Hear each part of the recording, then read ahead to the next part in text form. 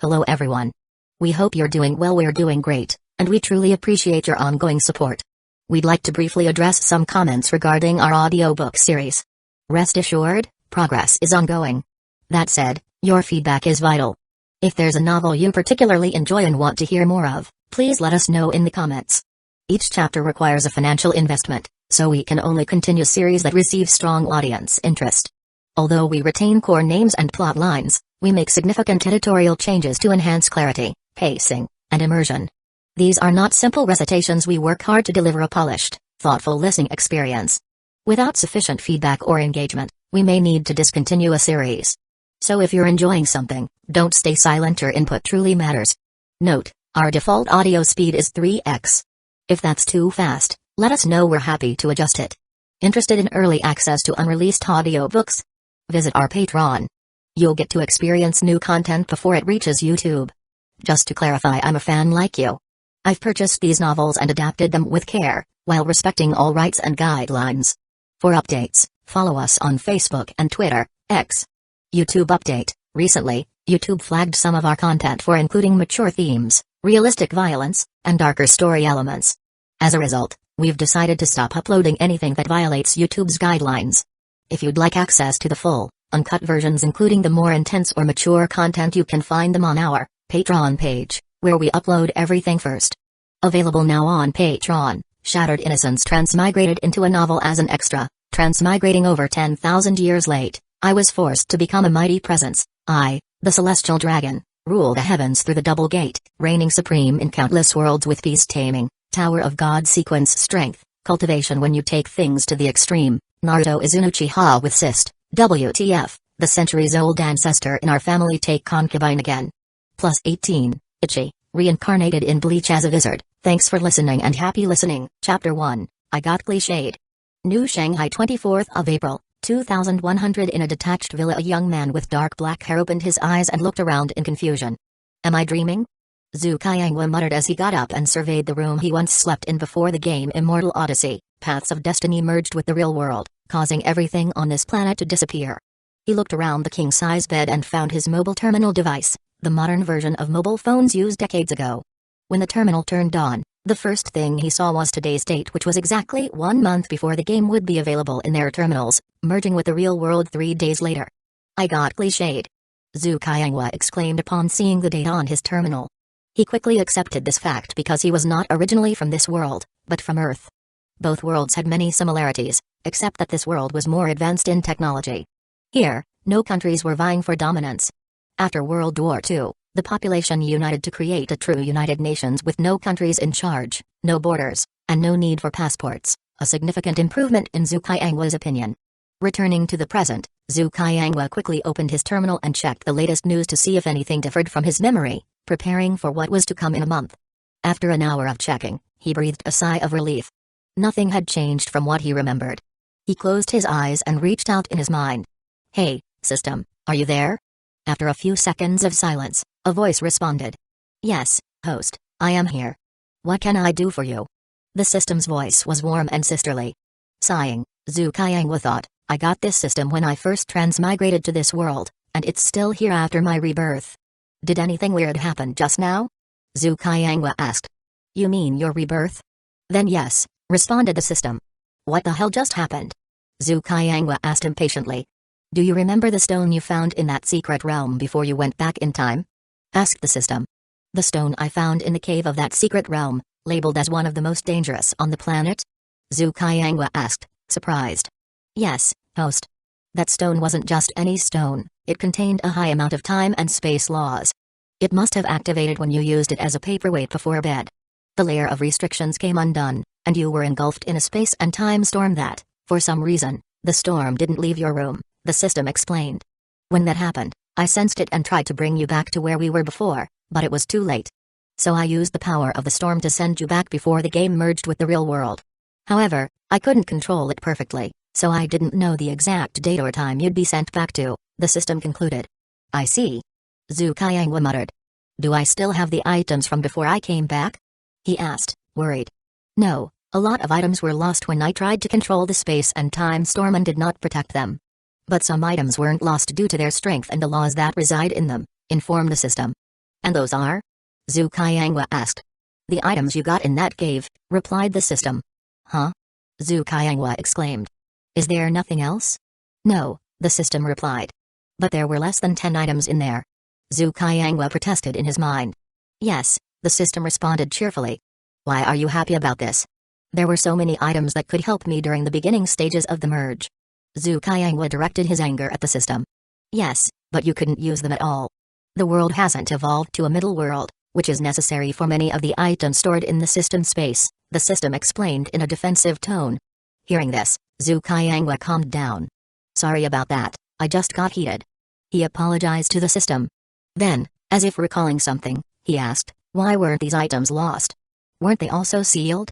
Because all of them stayed in the same place for so long that they were immune to the space and time storm and weren't sucked into it, the system explained. Sighing, Zhu Qiangwa started to think about the game that merged with the world he was in. The game Immortal Odyssey, Paths of Destiny wasn't created by any company or government.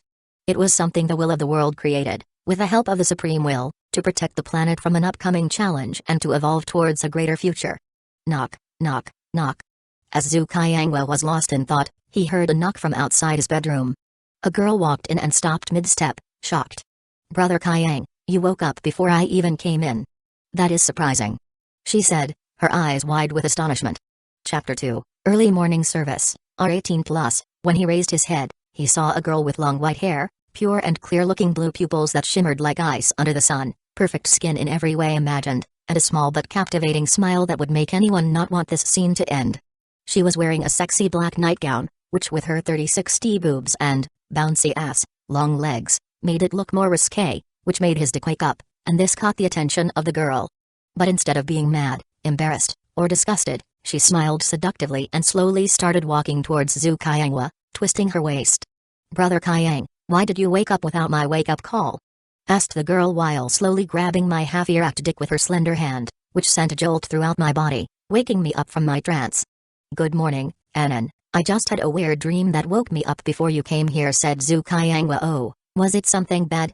Asked the girl near my ear with deep hot breaths as she slowly stroked my dick, making it harder. It was nothing, but I need your help right now, Anan.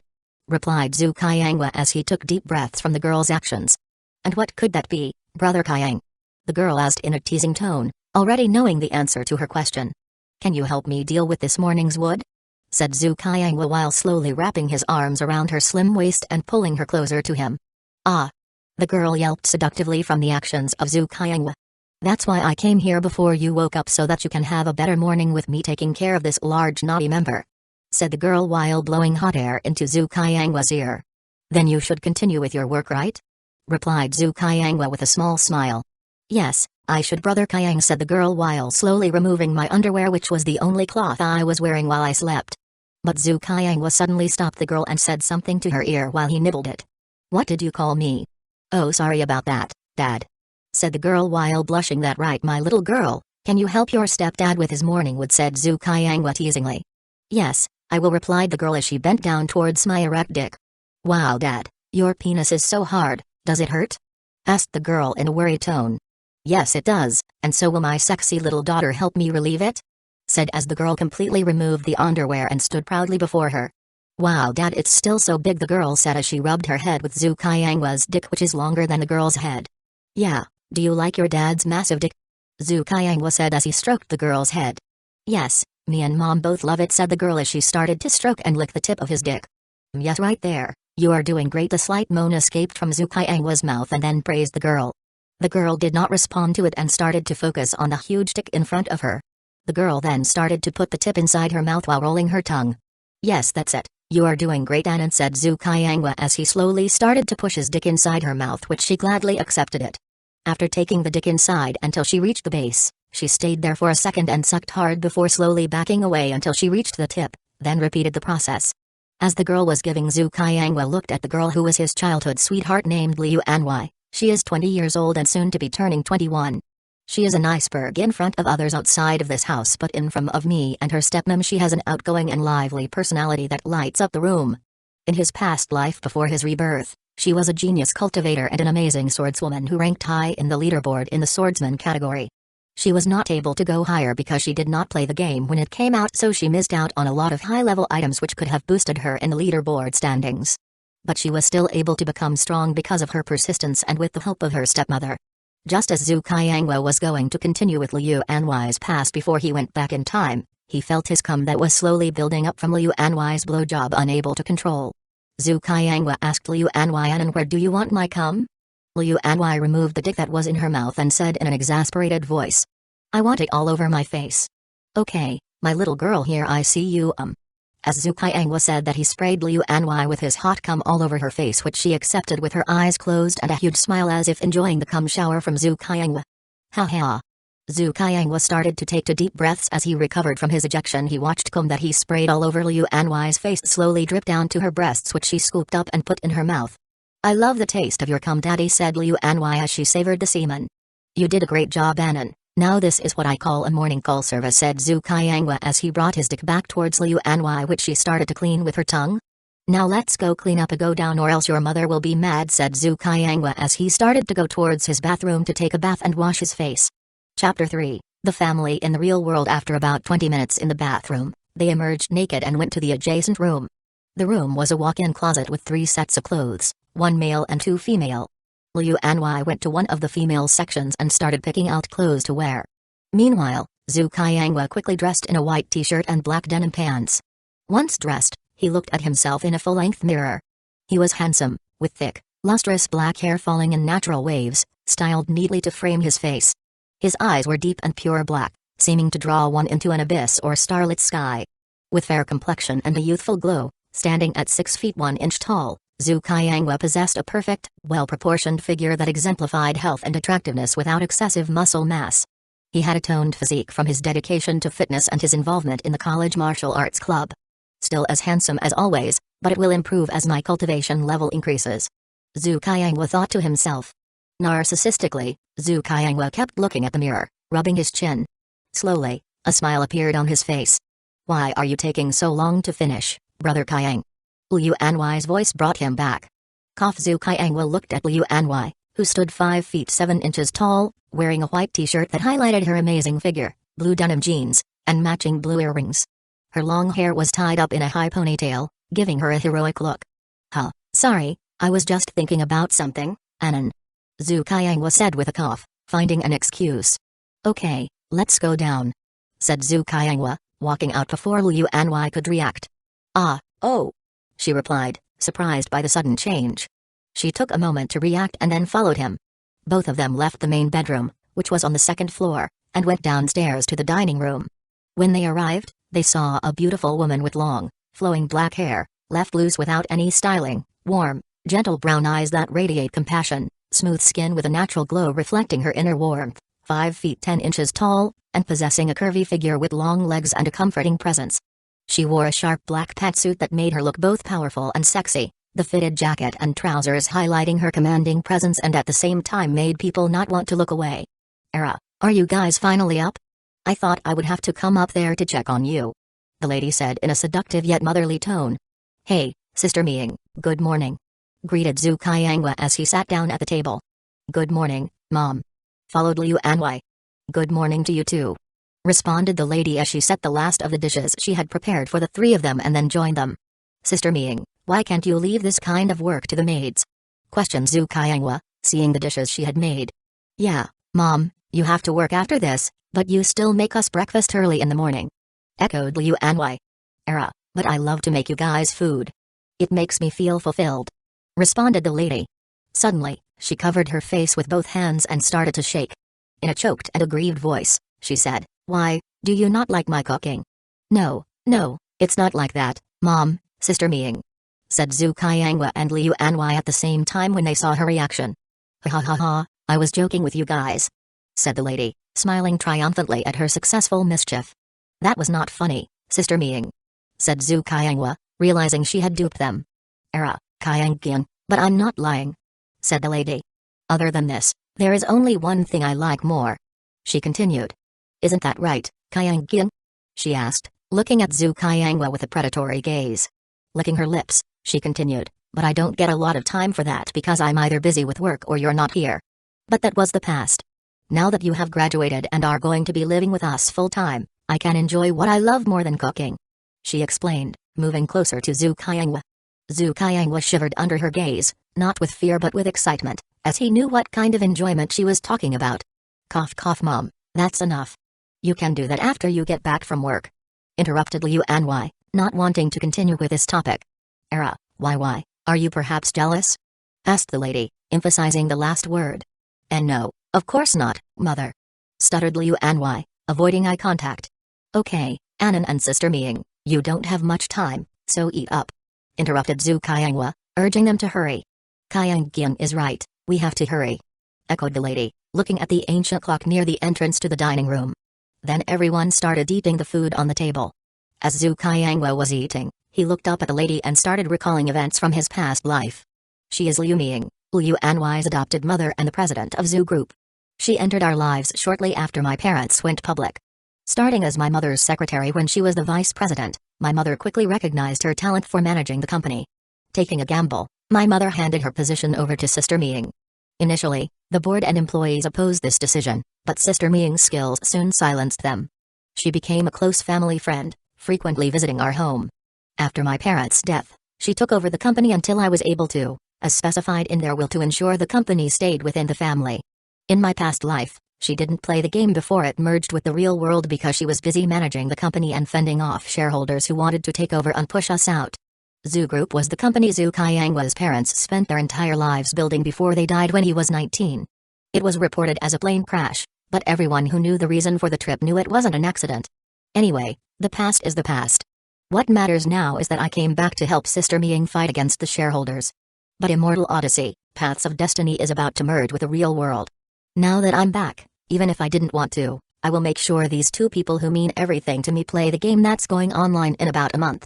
Just as Zhu Qianghua was planning for the future, he heard Sister Ming's terminal device beep with a notification. At first, she was going to ignore it, but when she saw the recipient, she opened it and read the contents. After reading it, she sighed and rubbed her temples in slight frustration. Chapter 4, The Zhu Group and Ways to Make More Money. "What's wrong, Sister Ming?" Zhu Qianghua asked, noticing the tired expression that appeared after she checked her terminal device. Liu Anwei, who had her head down, also looked up. It's nothing. It's just those good-for-nothing shareholders wanting me to abdicate the position of CEO now that you have graduated," Liu Ming said as she closed her terminal device. "Anyway, you don't have to worry about this, Qiangying. I will handle this mess until you are ready to take over," she added. Then, in a seductive tone, she continued, "After that, I will become your secretary who will do anything my boss wants." Cough cough. Zhu Qianghua, not expecting the second half, was shocked and speechless at the boldness of Liu Ming's words. "About that, Sister Ming, we need to chat." Zhu Qianghua started, his expression serious. About taking over the company?" Liu Ming asked, startled by his expression. "If you want more time, that's fine. Or have you changed your mind and are willing to take over as the CEO?" "No, it's not about that," replied Zhu Qianghua. He remembered that after his parents' death, she had assured him that she would take care of the company until he was ready, allowing him to enjoy life until then. But now he didn't want to talk about that. Instead, he wanted to sell the company shares they own for two reasons. First, due to his parents' deaths, most of the high-position employees who were loyal to them either left the company or switched sides. So even if he took back the company, he wouldn't have much power. The second and most important reason was that the game Immortal Odyssey, Paths of Destiny would merge with the real world, making everything that didn't come from the game disappear. "Then what do you want to talk about?" asked Liu Ming, confused. "Not right now. I will tell you about it after you come back, okay, Sister Ming?" Zhu Qianghua explained. "Okay, then I'll see you in the evening." Liu Ming agreed, still confused but accepting because she had to leave immediately and didn't have time to press Zhu Qianghua about the issue. "Okay, goodbye, Sister Ming," said Zhu Qianghua, waving her off. "Bye, Mom," said Liu Anwei, copying Zhu Qianghua. "Bye, Wai," said Liu Ming as she left the dining room and headed toward the main entrance of the house. A Bentley Continental GT was waiting for her to take her to the company dining room. After she left, Liu Anwei finished her food and started to leave because she had a class to attend, as she was still in her last year of college. "Okay, bye, Brother Qiang. I have a class to attend," she said, waving her hand and leaving the dining room. "Okay, see you in the evening," said Zhu Qianghua, waving her goodbye. Zhu Qianghua finished his breakfast and then went to his room, leaving the cleaning to the maids. After locking the door to his room, which was separate from the main bedroom where he had just woken up, Zhu Qianghua took out a piece of paper to plan for the upcoming major events. He started writing down ways to make a lot of money quickly before the game was released. The game was similar to the pay-to-win games popular but hated in the 21st century in his original world. Players could buy overpowered and rare items from the in-game purchase shop, which would only be available for 2 days. The shop would disappear on the 3rd day, and on the 4th day, the game would merge with real life. Zhu Qianghua wanted to use this month to first sell the shares that he and Liu Ming owned, so he could have a better starting point in the game. He started to think hard, trying to remember anything that could help him earn more money. Then suddenly, he thought of a detail he had missed. In a few days, there would be an announcement from Wayflower Group, a major battery manufacturer, that the Zhong Group was going to buy their new batteries still in the testing phase at a premium. This would shock the business market because the Zhong Group had kept it quiet, which surprised many people, including Zhu Qianghua. This news would cause the stock value of both the Wayflower Group and the Zhong Group to soar. But the next day, 2 more shocking pieces of news would come out. First, an employee from the Wayflower Group would provide evidence that the batteries were faulty, causing their stock value to plummet, and leading to a lawsuit from the Zhong Group. Second, the city government would announce new loan policies that would cripple the Zhong Group, heavily indebted due to their real estate ventures. This incident was similar to one in Zhu Qianghua's original world, involving the Evergrande Group, which had to file for bankruptcy. While the Zhong Group wouldn't end up as badly off as Evergrande, they would still suffer significant losses in stock value. Zhu Qianghua planned to use this situation to make enough money to be well prepared for the game. As he was deep in thought about his plans, the system interrupted him. Chapter 5, The Items. The system, which had been quiet, suddenly spoke, surprising Zhu Qianghua, who was still thinking about how to make more money. "Hey system, why are you talking about those rusted items?" Zhu Qianghua complained, recalling the time-space stone. When he first saw those items, he thought they were something useful, but when he tried to inject his spiritual energy into them, they rejected it. So he left them in the system space, to be used as paperweights or throwing stones if needed. But now that I think about it, was the space-time stone similar to the ones left in the system space? Mused Zhu Qianghua. System, why are you asking me to check them? Did they also have some kind of seal that came undone due to the space-time storm? Yes, a few of them can be viewed now, the system answered. Oh, let's see what they are that needed to be sealed, Zhu Qianghua thought as he opened the system space to view the unsealed items. The first item he saw was a Chinese tower. When he checked, the system displayed its information: Scripture Tower, Chaos, Description. Once a well-known tower, it lost most of its power due to a war long ago and returned to its initial level to preserve itself. Most of its functions are lost due to the erosion of time but can be restored with the right materials. As he read the description, Zhu Qianghua first became confused and then excited. Hey system, why is there an item for family-style players? Zhu Qianghua asked. In the game Immortal Odyssey, Paths of Destiny, players could choose to be adventurer players or family-style players. Adventurer players had more freedom, often traveling as nomads, but they usually lacked strong backgrounds, which were important in a world ruled by strength and connections. Family-style players, on the other hand, were bound by the families they created, which provided support but required significant resources, often involving real money, to grow. In his last life, Zhu Qianghua had seen a news post about someone spending billions of Lumina on the game. Lumina was a digital currency managed by the United Nations Treasury, secure and universally accepted, ensuring a stable and fair economic system. The article discussed how someone spent an enormous amount on a game that had no prior advertising, which intrigued many, including Zhu Qianghua. That player later became one of the biggest forces after the game merged with real life, becoming a major decision-maker. In his last life, Zhu Qianghua didn't invest heavily in the game, thinking it would die off like others. As a result, he chose to be an adventurer. However, he now realized the potential benefits of playing as a family-style player. Yes, host, it seems that the cave belonged to someone who was a family-style player, the system said. But the quality of these items is far higher than anything we knew of in the past life. From my analysis, these items might have belonged to one of the top 100 civilizations from the Void List. What? Zhu Qianghua shouted in his mind. Are you telling me that the Secret Realm was related to one of those races? Yes, I believe so, host, the system responded. I see, then that changes my plans, Zhu Qianghua thought, looking at the tower and the other items. Okay, let's see the other items and make a plan to get a better head start. The second item was a miniature mountain with cracks. Spirit Beast Mountain, Chaos, Description. Once a mythical mountain where beast gods resided, it lost most of its power due to a war. It needs special materials to function again. Hey system, why are the items broken and needing repairs before use? And what kind of war can damage a chaos-grade item? Zhu Qiangwa was confused. I don't know, host, the system replied. I was not born in this universe, but in the original universe you traveled from, so I do not know about any wars that might have happened before the game came to this planet, right? You were grabbed by me when my soul was getting sucked into this universe, Zhu Qiangwa recalled from a previous conversation with his system. It's still funny to think that a spiritual being, just born, was sucked into a different universe and had to bind to my soul to survive. And to add to the irony, you had to choose to be a system that helps its host. Yes, it is funny, but I think that was for the best, the system continued. If I hadn't been grabbed by you, I would have died because I was a special spiritual soul that was against the laws of that universe. I would have been annihilated by the will of the universe or enslaved by it, becoming a mindless creature. Chapter 6, the items too. Okay, let's look at the other items. Zhu Qiangwa thought. The third item was a token with a huge pavilion visible on it. Family token, chaos, description, used to create a separate subdimension with all the necessary buildings and mechanics for a family to live and thrive. Zhu Qiangwa expected this because of the earlier items and the pavilion on the token, representing the main hall where the family head lived and conducted meetings. What surprised Zhu Qiangwa was the quality of the token.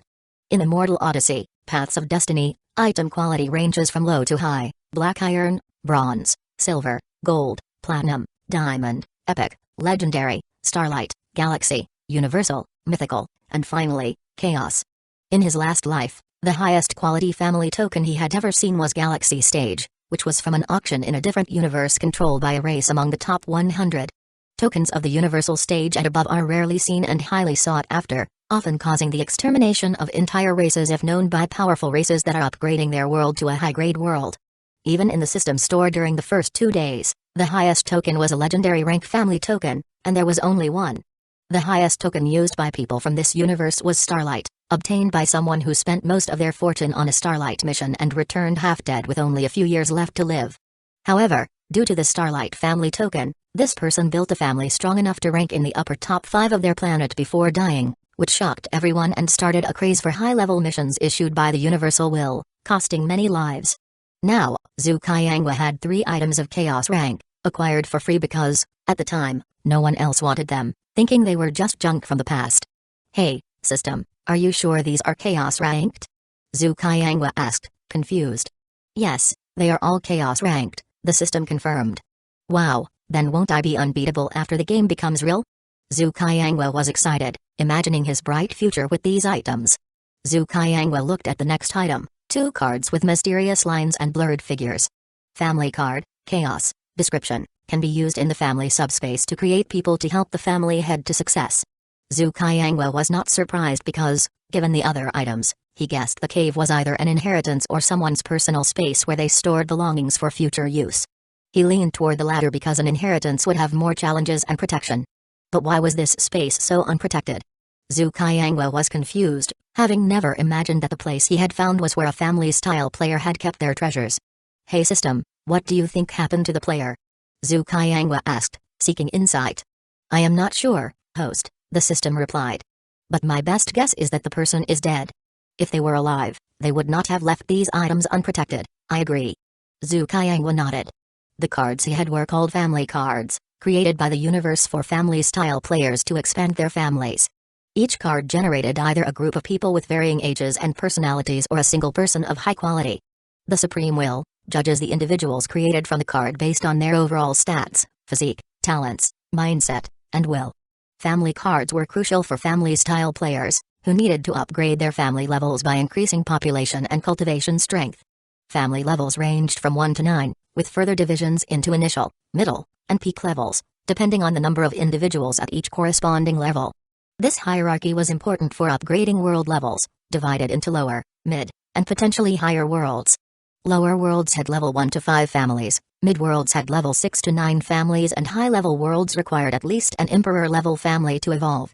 Zhu Qiangwa reviewed the items and felt happy, envisioning a bright future where these treasures would help him get unprecedented power and influence. With Chaos-ranked items at his disposal, he was set to dominate the game and secure his place at the pinnacle of this new reality. Okay, let's see what the next item is. Zhu Qiangwa thought as he picked up a small jade box. Dual Cultivation Manual, Chaos, description, a rare manual that contains techniques for dual cultivation, allowing practitioners to enhance their spiritual energy and cultivation speed through shared practice. There are 2 versions, one for males and one for females. Zhu Qiangwa was thrilled. This will be perfect for enhancing my cultivation speed and spiritual energy, he mused. He already has 2 people who can use the female versions. Next, he found a delicate, ornate sword. Sword of Family Fortune, Chaos. Description: a sword that grows stronger as the family's luck improves. It starts at a low level but has the potential to become incredibly powerful as the family's fortune rises. Finally, a growth weapon, Zhu Qiangwa thought as he looked at the weapon, as this would make him not need a new weapon throughout his cultivation journey. Then, he saw a ring with intricate carvings. Ring of Infinite Storage, Chaos. Description: a spatial ring with virtually limitless storage capacity. Items stored inside are preserved, and time does not affect them. Zhu Qiangwa's eyes widened and questioned. If the player had this, then why did he keep the other items lying around and not in this ring? He then picked up a small crystal ball. Crystal of Foresight, Chaos. Description: allows the user to see glimpses of possible futures. Can be used to foresee dangers and opportunities, giving the user a strategic advantage. This item is useless for me, Zhu Qiangwa realized. Not really, host, the system countered. With you changing your actions, the timeline will also change, so these items can be useful to check the accuracy. I agree, Zhu Qiangwa nodded. Finally, he picked up a beautiful, ornate key. Key of the Ancients, Chaos. Description: opens a portal to an ancient realm filled with treasures and knowledge. The realm is said to be extremely dangerous, but the rewards are unparalleled. This key will help my family members get combat experience after the game merges. Zhu Qiangwa thought, feeling a surge of excitement. With these Chaos-ranked items, Zhu Qiangwa knew he had the potential to become one of the most powerful figures in the new reality. He would need to use them wisely and hide them from other prying eyes. As he planned his next steps, Zhu Qiangwa couldn't help but feel a sense of weight. He knew that with these items he could bring the human race from this world to a higher level than his past life. Zhu Qiangwa spent the next few hours thoroughly planning his strategies, considering every possible angle and contingency. He knew that he had to prepare now before the game came out, and he was determined to be prepared for whatever challenges lay ahead. As he looked at the Chaos-ranked items before him, Zhu Qiangwa knew that his journey was just beginning. The road ahead would be long and arduous, but he was ready to embrace the challenges and triumphs that awaited him. With the system by his side and the power of the Chaos items, he was confident that he could achieve greatness and secure his place in the New World Order. Chapter 7. The system. How Zhu Qiangwa sighed as he stored the other items in the system space. He preferred the system space over the storage ring for 2 reasons. He couldn't use the spiritual chi to activate the ring, and it was safer in the system. Zhu Qiangwa decided to use the space ring as a show for others since he didn't want to reveal the existence of the system. Then, as if remembering something, he asked the system, "Hey system, why haven't you signed in yet?" The system he had was a sign-in system. When it merged with his soul, the spiritual being that came along with me from the original universe had to change or risk being erased due to a lack of power. She chose to transform into a system based on Zhu Qiangwa's memories, hoping he would be a good person. Initially, the spiritual being could convert anything into whatever she wanted, but with limitations. After becoming a system, these limitations were removed, but a new one appeared. She had to help the host and could only use her power once daily, turning things into random items depending on the energy used. At first, the spiritual being was angry and didn't speak to Zhu Qiangwa, so he had no idea she was inside his soul. But after the game merged, she had to reveal herself to avoid being destroyed or enslaved. She introduced herself as a system Zhu Qiangwa got after he transmigrated, which he believed because he was an avid reader. As they spent more time together, she revealed her true self and explained her origin. Zhu Qiangwa was surprised at first but then relieved. When asked why, he said, "I was worried you were part of a plan by the top 100 to control this world through me." This initially infuriated the system, but she calmed down and forgave Zhu Qiangwa, understanding his perspective as she would do the same. This brought them closer and shaped their current relationship. "Right, before signing in, host, you need to read my new instructions. You'll be happy with the changes," the system said, bringing a transparent screen in front of Zhu Qiangwa. Zhu Qiangwa saw new functions added to the system. "When we went through the space-time storm, I absorbed a lot of power, which allowed me to evolve and add these new functions," the system explained. "I had to choose a direction for my powers. The first option was a check-in system where you roam around the world and check in different new and exotic places like those in novels from your original world and this world. The second option was to abandon the sign-in function, mostly except for weekly sign-ins, and focus on a system store and an achievement function to expand and upgrade your family. I chose the second option because it would be better," the system continued. That's great, at least there's a change from the past where I mostly got useless items from the draws, Zukaiangwa said, eyes brightening. Although I agree with your statement, host, that's hurtful, the system responded, acting sad.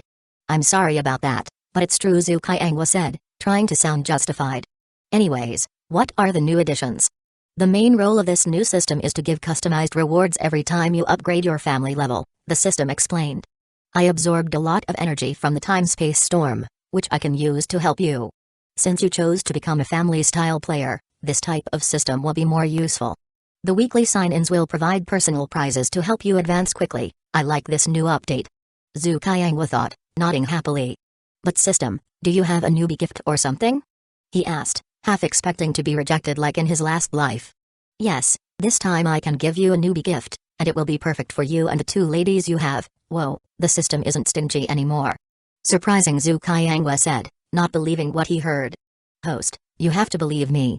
It's not that I want to be stingy. The spiritual energy present made it impossible to create even a top-grade spirit stone. Expecting high-grade items was impossible, the system countered. I understand and can imagine the difficulties, Zukaiangwa sighed, recalling his past life. It was tough for adventure players due to the lack of spiritual chi. The world was still a lower world and only upgraded a few years before I came back in time. So, can I open the newbie gift yet? Zukaiangwa asked, excited to see what the system had prepared. Not yet, because the items can't generate until the game becomes available, the system replied, shutting down Zukaiangwa's hopes. Is there no other way? Zukaiangwa asked, unwilling to accept the reality. Nope, you have to wait until the game comes online. But host, I think it's worth the wait, as these items will help you greatly when the game starts, the system put her foot down. Okay, fine, but I hope it's as good as you say it is, Zukaiangwa said, giving up when he realized she wouldn't reveal what was in the newbie gift. He started thinking about what else he had to do today. He opened his terminal to browse the news, looking for any new topics that might catch his attention. Then, he heard a knock on the door. Knock knock. Zukaiangwa was surprised. He had told the maids not to knock on the door until he came out on his own, but someone had knocked. Who is it? He asked, curious. It's me, came the reply, a female voice he recognized as Sister Ming's. Zukaiangwa put down his terminal and got up to open the door. Chapter 8, Mother-in-Law, R18, Hey, Kaiang waved Liu Ming. Hey Sister Ming, why are you home so early? Zukaiangwa asked, confused. It is not early, it's already 5 p.m. Liu Ming said in a surprised tone. Huh? Zukaiangwa, surprised, went back and opened his terminal to check the time. It's really 5 p.m., I was so lost in thought that I forgot to even eat my lunch, Zukaiangwa thought, baffled. When Kusagakure went back to grab his terminal, Liu Ming entered the bedroom and locked the door while facing Zukaiangwa. She slowly started to take off her black blazer coat and threw it on the chair near her. Then she slowly unbuttoned her white shirt and came close to Zukaiangwa. He also sensed that someone came near him due to the years of fighting in his past life. When he turned around, he saw Liu Ming slowly start to undress. Zukaiangwa, caught by surprise, did not do anything and just watched her as she came in front of him, and one of her hands slowly started to rub against my dick. The other hand was placed on my face as she slowly caressed me. Liu Ming's hand slowly moved towards his crotch and unzipped his pants. Then her hands moved towards the boxer shorts and she pulled them down. His erect cock was now outside the boxer and standing proud. Liu Ming's expression slightly turned sly and lustful. She started to rub the head of the dick. This made Zukaiangwa get goosebumps on his back. Liu Ming, seeing that Zukaiangwa was liking what she was doing, she slowly bent down and took the cock inside her mouth. She started with the tip of the dick. The tongue circled the tip and licked the precum coming from it. Then she inserted half the dick in her mouth and started slowly licking his dick while sucking hard. Ah! Sister Ming feels so good, moaned Zukaiangwa. Liu Ming released the dick. I heard a birdie tell me that this morning, something happened in the main bedroom when you woke up. Liu Ming said as she slowly rubbed the dick. Zukaiangwa was dazed due to the way she sucked his dick and he was unresponsive for a while. But after a few seconds, he came back and his brain rebooted and brought back the words said by Liu Ming. What are you talking about, Sister Ming? And in the end, he chose ignorance, not liking his answer. She squeezed his dick, which was still in her hand. But the birdie already gave me proof about this incident, Liu Ming said as she slowly released his dick while licking his tip. I do not believe that, Sister Ming, said Zukaiangwa as he put up his last struggle. Then she released the dick, she stood up and took out her terminal and opened a video. The video showed the incident of the morning. In the video, the camera was focused on the bed where Zukaiangwa was sitting while Liu Anwei came in. After a little chat, the video showed how Zukaiangwa's dick got hard. and later how Yuanwei helped him calm down his dick while calling him father. After this, she closed her terminal and looked at Zhu Qiangwa with a look of cunningness and victory over this matter. Zhu Qiangwa sighed in defeat over this and then looked at Liu Ming. Yes, so she helped me in the morning, admitted Zhu Qiangwa as he sat on his bed. So what, didn't you do it the day before yesterday, said Zhu Qiangwa. Dear, I do not mind if she does the morning service, said Liu Ming as she sat near him and came close to his ear while still rubbing his dick. I am more interested in you becoming her father, continued Liu Ming as she used her index finger and traced Zhu Qiangwa's dick from base to the tip. I thought you wanted to be my son-in-law, she said while blowing air each time she said the last 3 words. This caused Zhu Qiangwa to shiver in delight. But, mother-in-law, I wanted to experience the feeling of becoming a father to Anan, Zhu Qiangwa said as he grabbed her E-cup boobs. Oh, is that so? Surprised by the answer but continued to stoke his dick. But, I am such an old lady, are you okay with me? Liu Ming said with a sly grin as she looked straight at Zhu Qiangwa as she waited for his answer. I do not think so, Sister Ming, replied Zhu Qiangwa while complaining internally about her way of denouncing herself. Anyway, we can talk about that after Anan comes back. Zhu Qiangwa diverted the topic regarding his morning service. Let's finish this and eat some dinner because I am starving, Zhu Qiangwa said with puppy dog eyes while pointing his finger at the fully erect dick that Liu Ming was stroking. My little son-in-law wants his mother-in-law's help, so of course I will help, Liu Ming said as she pushed Zhu Qiangwa on the bed while she slowly crawled while her E-cup knockers jiggled. Her face was close to his dick and she licked it from the head to the base. Ah! Sister Ming! Zhu Qiangwa yelled while he put his hand on her head and started to feel good. Yes, my little boy, mommy is here to help you, Liu Ming said as she gave one of his balls a little bite. This made Zhu Qiangwa even more aroused, and it almost made him burst. But, he endured, grabbed Liu Ming, and slowly moved her mouth toward the tip of his dick. Her tongue slowly started to trace his tip while she started to insert half the dick inside her mouth. Her left hand started to stroke the base and the other started to massage his balls. The tongue of Liu Ming started to lick the underside of the shaft while her other hand slowly stroked the dick. Then, her head started to bob up and down. Liu Ming was now able to put the whole dick inside her mouth while she played with the balls with her right hand while stroking his dick after she released his dick from the deep throat. Yo! Sister Ming, you are too good. Zhu Qiangwa could not help but compliment on how great her blowjob was. I know that I am so good. Just look how hard my son-in-law's dick got, Liu Ming said with a grin as she stroked Zhu Qiangwa's dick. Zhu Qiangwa then grabbed her head and pulled her to his dick and started to pump into her mouth while she gagged. Liu Ming looked at Zhu Qiangwa in his eyes while he fucked her mouth and she started to moan while her eyes were getting teary due to him being rough. Then, the dick was all wet from the saliva and precum. Zhu Qiangwa held her head with both of his hands and started to pound inside her mouth as he looked into her eyes while she was looking at his dick that was filling her mouth. This continued for a full 7 minutes. Zhu Qiangwa fully immersed in the deep throat, while Sister Ming just letting him continue as she rubbed her pussy with other hand. Chapter 9, Mother-in-Law 2, R18, Liu Ming released her clit and used that hand to massage his balls. Her right hand continued to play with her nipples as she felt good with the dick going in and out of her mouth. This continued for 15 minutes when finally Zhu Qiangwa was about to come. Sister Ming, I am about to come. Zhu Qiangwa said as he started to pant. Honey, mommy wants to drink your milk, come for mommy. Yo. Sister Ming. Yo. Sister Ming. I am coming. Zhu Qiangwa screamed as he started to fuck her mouth even harder. He is fucking me even harder than he was in the morning with why, while Liu Ming thought while feeling the dick go back and forth in her throat and her eyes slowly blurred up due to him being rough. Then, the dick finally shot a load inside her mouth while Zhu Qiangwa released her head and fell back on the bed.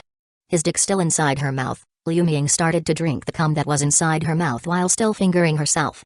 Wow, I never felt his dick being hard that long or releasing so much cum. He is still a teenager after all. Liu Ming thought as she drank his milk. After drinking all the cum, Liu Ming released the dick and looked at Zhu Qiangwa while panting. That was too good. You really know how to satisfy your mother-in-law, Liu Ming said as she slowly licked her lips. But Zhu Qiangwa's dick was still hard, which made Liu Ming give up the idea to clean up and go take a quick shower. She completely undressed herself and forcefully removed the shirt that Zhu Qiangwa was wearing. Then she lay down on the bed and said, "Come on, fuck me now." Zhu Qiangwa was still lying on the bed, got close to her pussy. Liu Ming lifted her leg so her pussy was facing Zhu Qiangwa's dick. Liu Ming grabbed Zhu Qiangwa's dick with her hands and aimed it at her pussy. The dick touched her clitoris for a few seconds while Liu Ming rubbed it against the clit and then the head of his dick went inside her pussy. Zhu Qiangwa inserted his dick slowly inside her pussy while looking at her eyes. When Liu Ming felt his dick slowly coming inside her, so she grabbed Zhu Kaiangwa's hands and guided them to her E-cup boobs to make him speed up with his actions. He got the hint, so he directly inserted his dick in her tight pussy, which caused her to moan long and loudly. Yo. Kaiang. Fuck me. Yo. Faster. Liu Ming screamed as he fucked her faster. Zhu Kaiangwa also started to pump faster while grabbing her boobs. Liu Ming, completely horny now, was really enjoying the feeling of her little son-in-law's cock fucking her pussy. She was grabbing his ass and guiding him deeper in while saying faster. Harder. More. Deeper. Zhu Kaiangwa continued to pump her pussy for a whole 30 minutes and Liu Ming was screaming, ah. Ah. Ah. Oh, Kaiang. I love you. I love you. Zhu Kaiangwa now pumped even harder and more violent due to his excitement and the fact that Liu Ming was screaming about loving him. This continued for a full 40 minutes and then finally, Zhu Kaiangwa came inside her pussy again. After he finished shooting the second load, he collapsed on the bed while Liu Ming was still enjoying the feeling of her son-in-law's cock deep in her pussy. Zhu Kaiangwa came back to his senses after 5 minutes and said, I am tired now, so let's eat dinner, Sister Ming. He said as he kept fondling her boobs. Liu Ming did not move for some time as she enjoyed the feeling of her son-in-law's fondling and the cum deep inside her pussy. She slowly got out of bed and started to go towards the bathroom naked. As she walked towards the bathroom door, she did not forget to sway her juicy ass. This caught Zhu Kaiangwa's attention. Kaiang, do you want to take a shower together? Liu Ming asked as she was about to enter the bathroom. This caused Zhu Kaiangwa, who was in a trance, to wake up. Huh? Oh, yes, I would love to, Zhu Kaiangwa replied excitedly as he jogged up to Liu Ming. They spent around 10 minutes helping each other wash, but Zhu Kaiangwa felt it too uneventful, so Liu Ming, who was scrubbing his broad chest which looked more defined without clothes. He brought his right hand towards her pussy. First, he flicked her clit, to which she yelped out in surprise. Then realizing what Zhu Kaiangwa did, she did not do anything and continued washing him. This action did not surprise her as he usually does this whenever they bathe together and has become a custom. So throughout the time while Liu Ming was cleaning herself and Zhu Kaiangwa, he finger fucked her and sometimes played with her clit, which caused her to moan the whole time. But she did not lose control of her body, only shaking constantly from the pleasure. Then, Zhu Kaiangwa took his dick and entered her pussy. He did not move and only waited. Liu Ming was surprised by his dick still being hard, then she released his dick, which surprised Zhu Kaiangwa. But before he could say anything, she brought her face to face his face and kissed his lips. While she was kissing him, she slowly straddled him. Seeing her wrapping her legs around his waist with his dick inside her pussy aroused Zhu Kaiangwa. So he grabbed her by her juicy ass and pulled her towards him, which caused his dick to kiss her womb. Zhu Kaiangwa started to thrust inside her and he was looking straight into her eyes while she was still kissing him. She grabbed his head and placed her tongue in his mouth. This caused the dick to go in and out of her pussy even faster than before, and she could not help but moan with pleasure while her hands were now groping Zhu Kaiangwa's pecs. They continued to kiss each other while he fucked her. It continued for around 15 minutes due to him still being sensitive from his previous ejaculation. I am about to come, Sister Ming. Zhu Kaiangwa screamed while looking at her face and grabbed her boobs with one of his hands. Yo. Me too. Ah. Liu Ming replied while moaning in his mouth due to him being rough again. They both climaxed simultaneously. She grabbed his hair as her body was shaking from the cum that was deep in her pussy. Then she collapsed on Zhu Kaiangwa. He kept his dick inside to continue feeling the spasms from the climax Liu Ming experienced. Chapter 10, Shadow. After a few minutes, Liu Ming felt her body stabilize and slowly got off Zhu Kaiangwa, then quickly washed off any cum and sweat. This time, Zhu Kaiangwa did not do anything because he was really hungry. After about 5 minutes, they both came out naked while using the towel to rub off the water from their bodies. Then both of them went to the main bedroom, which was on the same floor, to get a change of clothes. They were not worried about anyone looking at them as only 6 maids were living and working in this villa, and all of them were loyal as they were orphans from the same orphanage where Liu Ming and Liu Anwei came from. And if you are wondering how Liu Anwei became Liu Ming's daughter, Liu Ming adopted Liu Anwei from the same orphanage she was from, as she was the only one with white hair, making her an outcast then. Yes, the whole villa is full of orphans who never knew who their parents were, like the ladies in the villa, and Zhu Kaiangwa's parents died in a plane crash. So, they all protected each other and stayed together even when the game merged. In his past life, Zhu Kaiangwa remembered that some of the people who were as rich as him abused their servants, and when the game merged, the good-natured ones left them and went to do their own thing, or in worst-case scenarios, the servants killed their employers due to the treatment they received. But that did not happen to him because all of the maids were Zhu Kaiangwa's personal maids who had been with him since his parents founded the orphanage that they funded, and that was where Ming grew up.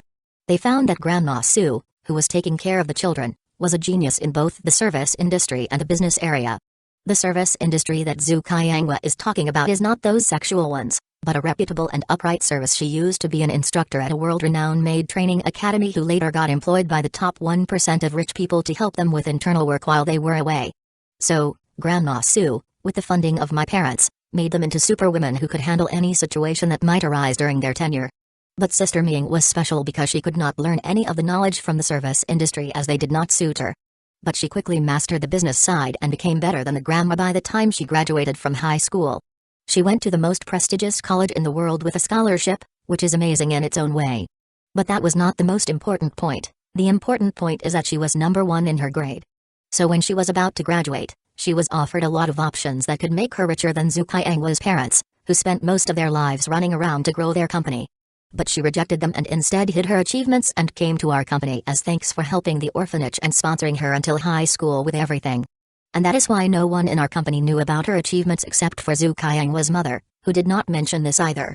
Zhu Kaiangwa found out about this after she started her own chamber of commerce from scratch and made it into one of the most well-known and powerful enough to contend with the top 10 ranked families in the world. So this life, he will help Liu Ming, so it will be easier than doing it herself. But Zhu Kaiangwa's attention then went back to Grandma Su and the children from the orphanage. After the game merged, Grandma Su created an information and assassination organization that brought fear and respect from everyone in the new world. The organization was called Shadow, as all the children were taught a special cultivation manual that could make them into top-notch assassins. The organization was also popular for 2 reasons, one of them being the core of the organization was controlled only by females, as all the original members were females from the orphanage who stayed with the grandma, while the few males that were still in the orphanage left after the game merged, leaving the women alone to fend for themselves. But the males instead missed a golden opportunity to be part of Shadow's core members. The second reason was that there was no leader to lead them. Everyone thought that Grandma Su, who goes by the codename Head Maid, managed the organization and the people in it by training them.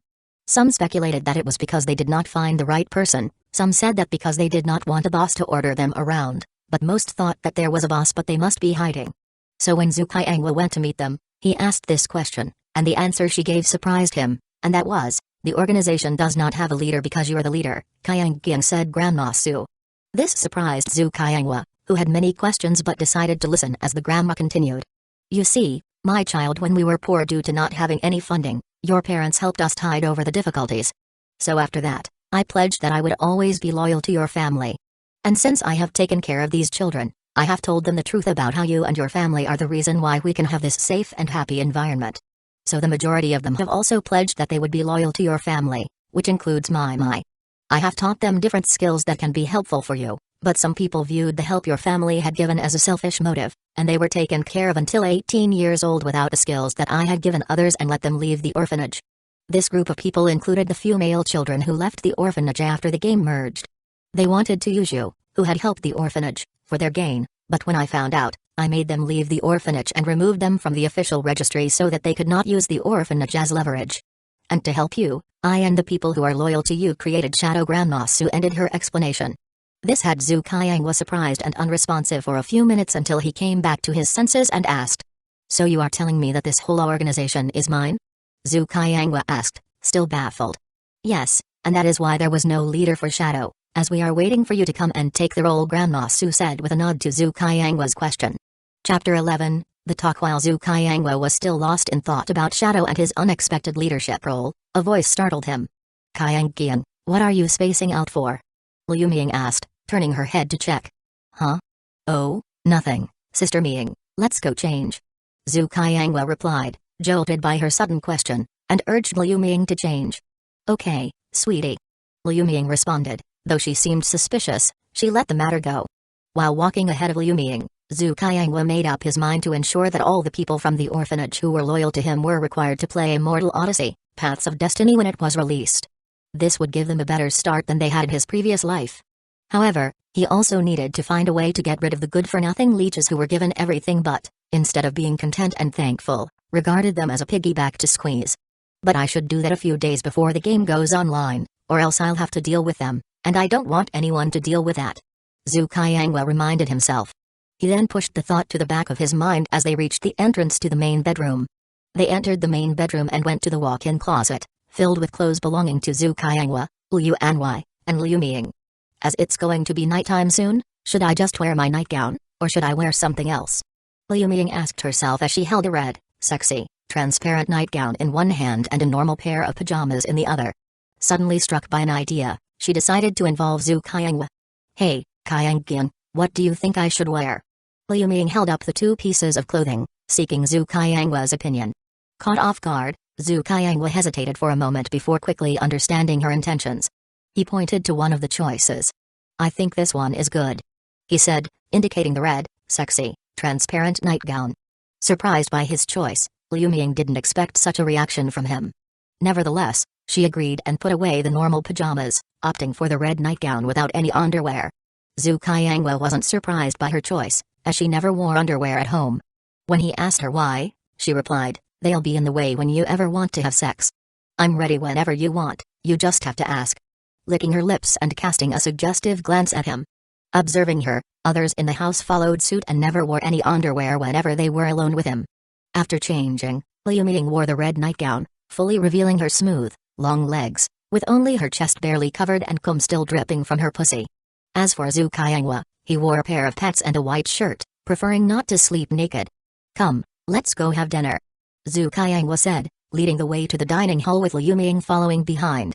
In the dining hall, Sumiksu and Sumiling had already set up all the dishes on the table. Master, Sister Ming, you're here. Please, sit down, Sumiksu said, pushing the main head chair out for Zhu Qianghua. Zhu Qianghua sat down at the main seat, while Liu Ming took the seat next to him on the right side. As the maids served the dishes, Liu Ming asked Zhu Qianghua, Hey Qianghua, where's YY? Oh, she's going to be late due to having to finish up her final projects, Zhu Qianghua replied, picking up his chopsticks. Grabbing a dish, he placed it in Liu Ming's bowl, saying, You should eat, Sister Ming. You must be hungry and tired after work and the exercise we did just now. Thank you, Qianghua, but are you sure you're not the one who should be eating more? She replied, picking up another dish and placing it in Zhu Qianghua's bowl with a sexy smile. Observing the exchange, Sumiksu and Sumiling blushed and smiled, imagining what had transpired between Zhu Qianghua and Liu Ming upstairs. As dinner continued, the maids finished serving the dishes and stood behind the dining hall like statues. After dinner, as the maids served desserts, Liu Ming asked Zhu Qianghua, So, you said you had something to talk about? Yes, Sister Ming, I want your help with something. Let's discuss it in the study, Zhu Qianghua replied after finishing his dessert. Thank you, girls, for the wonderful meal. Also, thank Mfang for the wonderful dinner, as always, he added as he got up to head towards the main study.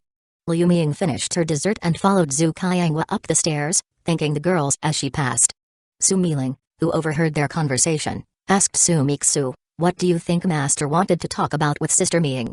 No idea, but you should focus on cleaning up the table rather than wondering about that, Sumiksu replied as she started to clear the table. Study room. Zhu Qianghua entered the study first and took in the sight of walls lined with rows of books, from ancient to modern, in various languages, books that would aid him in his pursuits. Liu Ming followed closely, sitting on his lap and wrapping her arms around his neck. So, what does my son-in-law want to talk about with his mother-in-law? She teased, rubbing her nipples against his chest. Zhu Qianghua, instead of replying immediately, pulled her into a tight hug, one hand resting on her waist while the other gently stroked her hair. Sister Ming, can you help me cash out my shares in the Zhu group? He finally asked, his head next to hers while taking in the fresh scent from Liu Ming's hair. Liu Ming, who was enjoying Zhu Qianghua's company, didn't react at first, but when her brain restarted and replayed what he said in her brain, she jolted and tried to get out of Zhu Qianghua's embrace. Chapter 12, The Talk to Zhu Qianghua, knowing how Liu Ming would react, did not let her go from his embrace. Instead, he said, It's okay, Sister Ming, calm down. As he said this, he continued stroking her hair, which helped her recover from the shock of Zhu Qianghua's request. However, she still tried to leave his embrace. In response, Zhu Qianghua kissed her cherry-red lips. Feeling her mouth blocked, she was shocked and made muffled sounds. He responded by entering her mouth with his tongue, seeking out her own. Their tongues entangled, and they shared a deep kiss for a few minutes until Liu Ming started tapping rapidly on his back with her hands.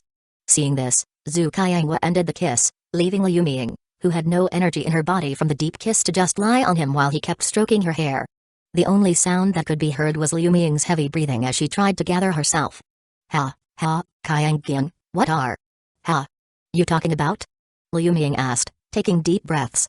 I would like you to help me cash out my shares from the Zhu Group and maybe yours too, Zhu Qianghua said in a serious voice, keeping his eyes locked with Liu Ming's. But why? Liu Ming asked, her voice choking slightly. Because the whole company is not worth it. Zhu Qianghua said, moving the hand that was stroking her hair toward her cheek, gently caressing her smooth skin. Why? She repeated, her expression still one of disbelief. Why? You should know why, Sister Ming. Zhu Qianghua said as he pecked her lips. Is it because of all those traitors and deserters? Liu Ming tried to find reasons. I will fix that before I leave the president position for you. Liu Ming said, tightly holding on to him. Sister Ming, I believe you can do it, but this is not about me wanting the president position. Zhu Qianghua said. Then why? Do you not trust me? She asked again, tears slowly starting to fall as she spoke. No. It's nothing like that, and if you asked, I would give the whole company to you. Zhu Qianghua felt distraught seeing her cry. Then why? Liu Ming asked again. Do you trust me? Zhu Qianghua asked instead of answering. She nodded like a little girl. The company is not important to me, you are. Zhu Qianghua said, pecking her lips again. Then what is your plan? She asked, rubbing her head against his chest. For now, I think we both should sell all our shares to the shareholders. Zhu Qianghua said. Both Zhu Qianghua and Liu Ming own about 45% of the shares. The majority was given to Zhu Qianghua by his parents either as his first birthday gift or later when they passed away. So he owns 40% of the shares, and the remaining 5% belongs to Liu Ming. The reason she does not want to sell the shares is that she does not want the company, in which Zhu Qianghua's parents spent their lives, to be wasted. This is the best option because if we do, we will have dodged a huge bullet. Zhu Qianghua added. I want the money to make more money and use that for something big that will change all of our lives. Zhu Qianghua continued. And I do not want you to spend time in that never-ending cleanup place, where you have to deal with new traders every time you deal with the old ones. And that company is going to fail in a short time anyway, so selling now is the best way. Zhu Qianghua stated, stunning Liu Ming. What are you talking about? Liu Ming did not understand what he was saying. Did you know that one of the shareholders is using one of our warehouses for illegal activities? Zhu Qianghua asked. What? No, I did not know that. Replied Ming. She, who just thought that this meeting was a normal conversation, was instead given so much new and shocking information that she did not know what to say. Yeah, my parents found out about this and were about to go there and see if they could collect any information, but they died in that plane crash instead. So the shareholder never got caught and instead involved the whole company in it by using its channels to make money. Now the company won't be open for long as the police have already found some clues, and this will bankrupt the company. I want to make sure we sell our shares before we get caught up in that. Zhu Qianghua said seriously. In his previous life, he and Liu Ming had to go to the police station to give testimony for this as they were shareholders of the company. But since they had never been close to that shareholder, they were never suspected because the police had no reason to suspect them. Due to this, Liu Ming went into a negative spiral as this was caused under her watch, and she did not know how to face Zhu Qianghua after that incident. He did not think about this incident because he never considered it as something he should fix since it was a foregone situation. But then he thought that he could use this as a way to short the company and then earn back the money his parents earned from those blood-sucking shareholders who do not know anything other than relying on Liu Ming. And instead of gratitude, they created fake evidence and tried to frame her while she was dealing with the mess one of the shareholders created. After that happened, she completely gave up, sold her shares at a huge discount, and locked herself in her room until the game merged. So this life, he wanted to change this small future, which does not seem important in the grand scheme of things. She is a strong woman who bounced back and created a well-known chamber of commerce from scratch. Sister Ming, you are limiting yourself and your potential in this company. So I am asking you to trust me just this once and sell all of our shares and just enjoy this month.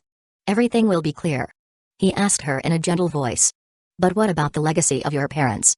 She asked as she started to cry. When they died, they left me a letter. In it, they told me that sometimes letting go is the way to move forward. And I think letting go of this bundle of poison is the best for us. This company is something that was lost before they died. My parents were just holding on and not willing to give up. But I think we should, so we can start a new chapter without having to worry about anything. He said as he touched his forehead to hers, closing his eyes. Chapter 13, the Talk 3. But I think we should, so we can start a new chapter without worrying about anything. He said, touching his forehead to hers and closing his eyes. So, what is your plan? She asked quietly, feeling the warmth from Zhu Qianghua. First, I want you to sell all of our shares in the company to those bloodsuckers at the highest premium you can get. Zhu Qianghua said, a smile appearing on his face. Highest premium. Will they agree? Liu Ming asked. They will, because only the shareholder doing the illegal activity knows that the police will come after the company. So, we have to divide the shares and distribute them among the others, but we must get the entire payment up front instead of in installments. Zhu Qianghua said, knowing Liu Ming understood his plan. I see. So you want to divide the shares because you're worried they might not pay everything up front and we'd have to wait, which would be bad. Liu Ming nodded. Exactly. We need to sell the shares as soon as possible, and you should resign from your position and take any loyal subordinates with you. Zhu Qianghua continued, outlining his strategy. Then, when the money arrives, we just wait until the police intervene, which will cause the company's stock market value to plummet. We will then short the company in the stock market, he explained. But when you sell the shares, make them agree not to disclose the transaction for a month by imposing a significant penalty for breach of contract. That way, they won't reveal that we sold our shares, he added. But won't they be suspicious about this? She asked. No, because they know most of the people in the company are either loyal to them or are just there for the job. They'll think we simply gave up and sold the shares, which is what we want.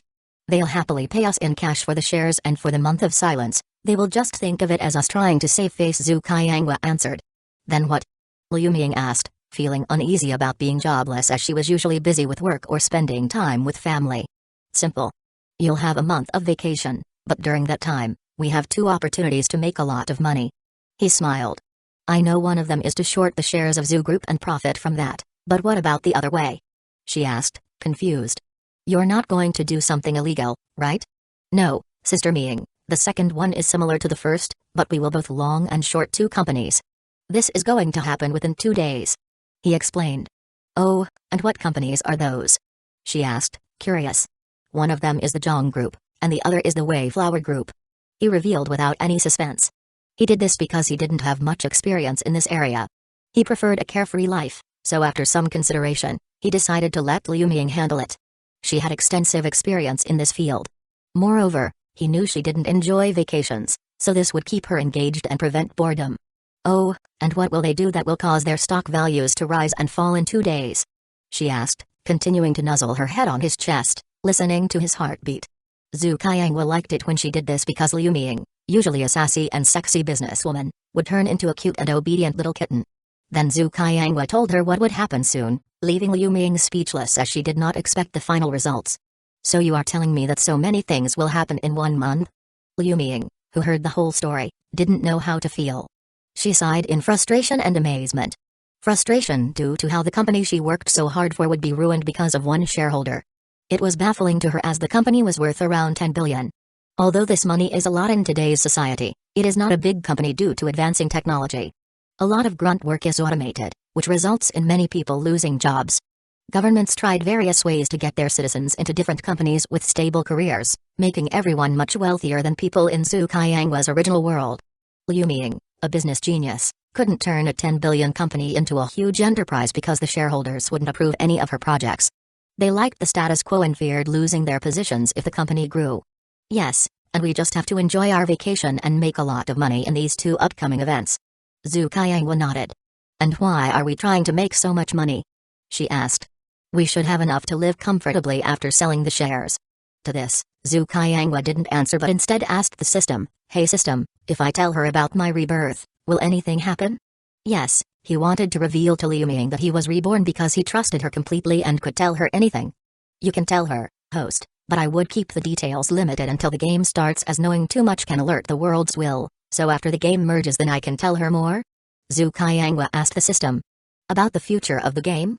You can, but the future will change significantly because of the items you have, which will quicken the time it takes for the world to reach the middle realm compared to your past life. Okay, I will only tell her that I am from the future and that the world will change because of Immortal Odyssey, Paths of Destiny, so that she won't be surprised later, Zhu Qianghua decided.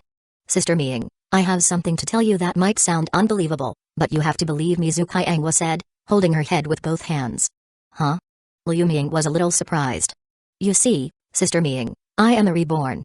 Chapter 14, Reborn. You see, Sister Ming, I came back from the future. Zhu Qianghua said to Liu Ming. When he said this, he expected her to not believe him. But her reaction stunned him. So you finally told me, huh? Liu Ming said, nodding. What do you mean, Sister Ming? Now it was Zhu Qianghua's turn to be stunned. I mean, You've been acting weird since this morning, and you know I have a camera in the room, so I saw the time you woke up. This made me suspicious, but I wrote it off as a bad dream. But after you told me about the shares and upcoming events, which someone who never leaves the house shouldn't know, I realized something was off. So, either you are crazy, which you don't seem to be, or someone else is using you, which I checked and found to be untrue. Finally, it had to be that you can see the future or came from it. Liu Ming reasoned. Zhu Qianghua was speechless. He just looked at Liu Ming for a few seconds, processing what she said. Gotta give it to her, she is the same as I remember. Still really smart. He thought. Okay, you win. Yes, I was reborn back in time before a major change happened that will change everyone's lives, he told her, semi-revealing but did not completely reveal everything. And when is that going to happen? She asked, putting her hands on Zhu Qianghua's cheek. In a month. He replied. And in this month, the main events that happen are what I have told you. He continued. He then detailed all that would happen in that month and explained why she should quit the company and enjoy this time because they would be working hard starting the next month.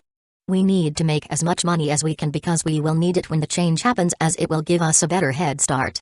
So I want to earn as much money as I can so that the future will not be the same as it was in my last life, Zhu Qianghua explained. Okay, we will do as you said. I will deal with the shares and my resignation tomorrow and enjoy the free time with you and YY. Liu Ming agreed.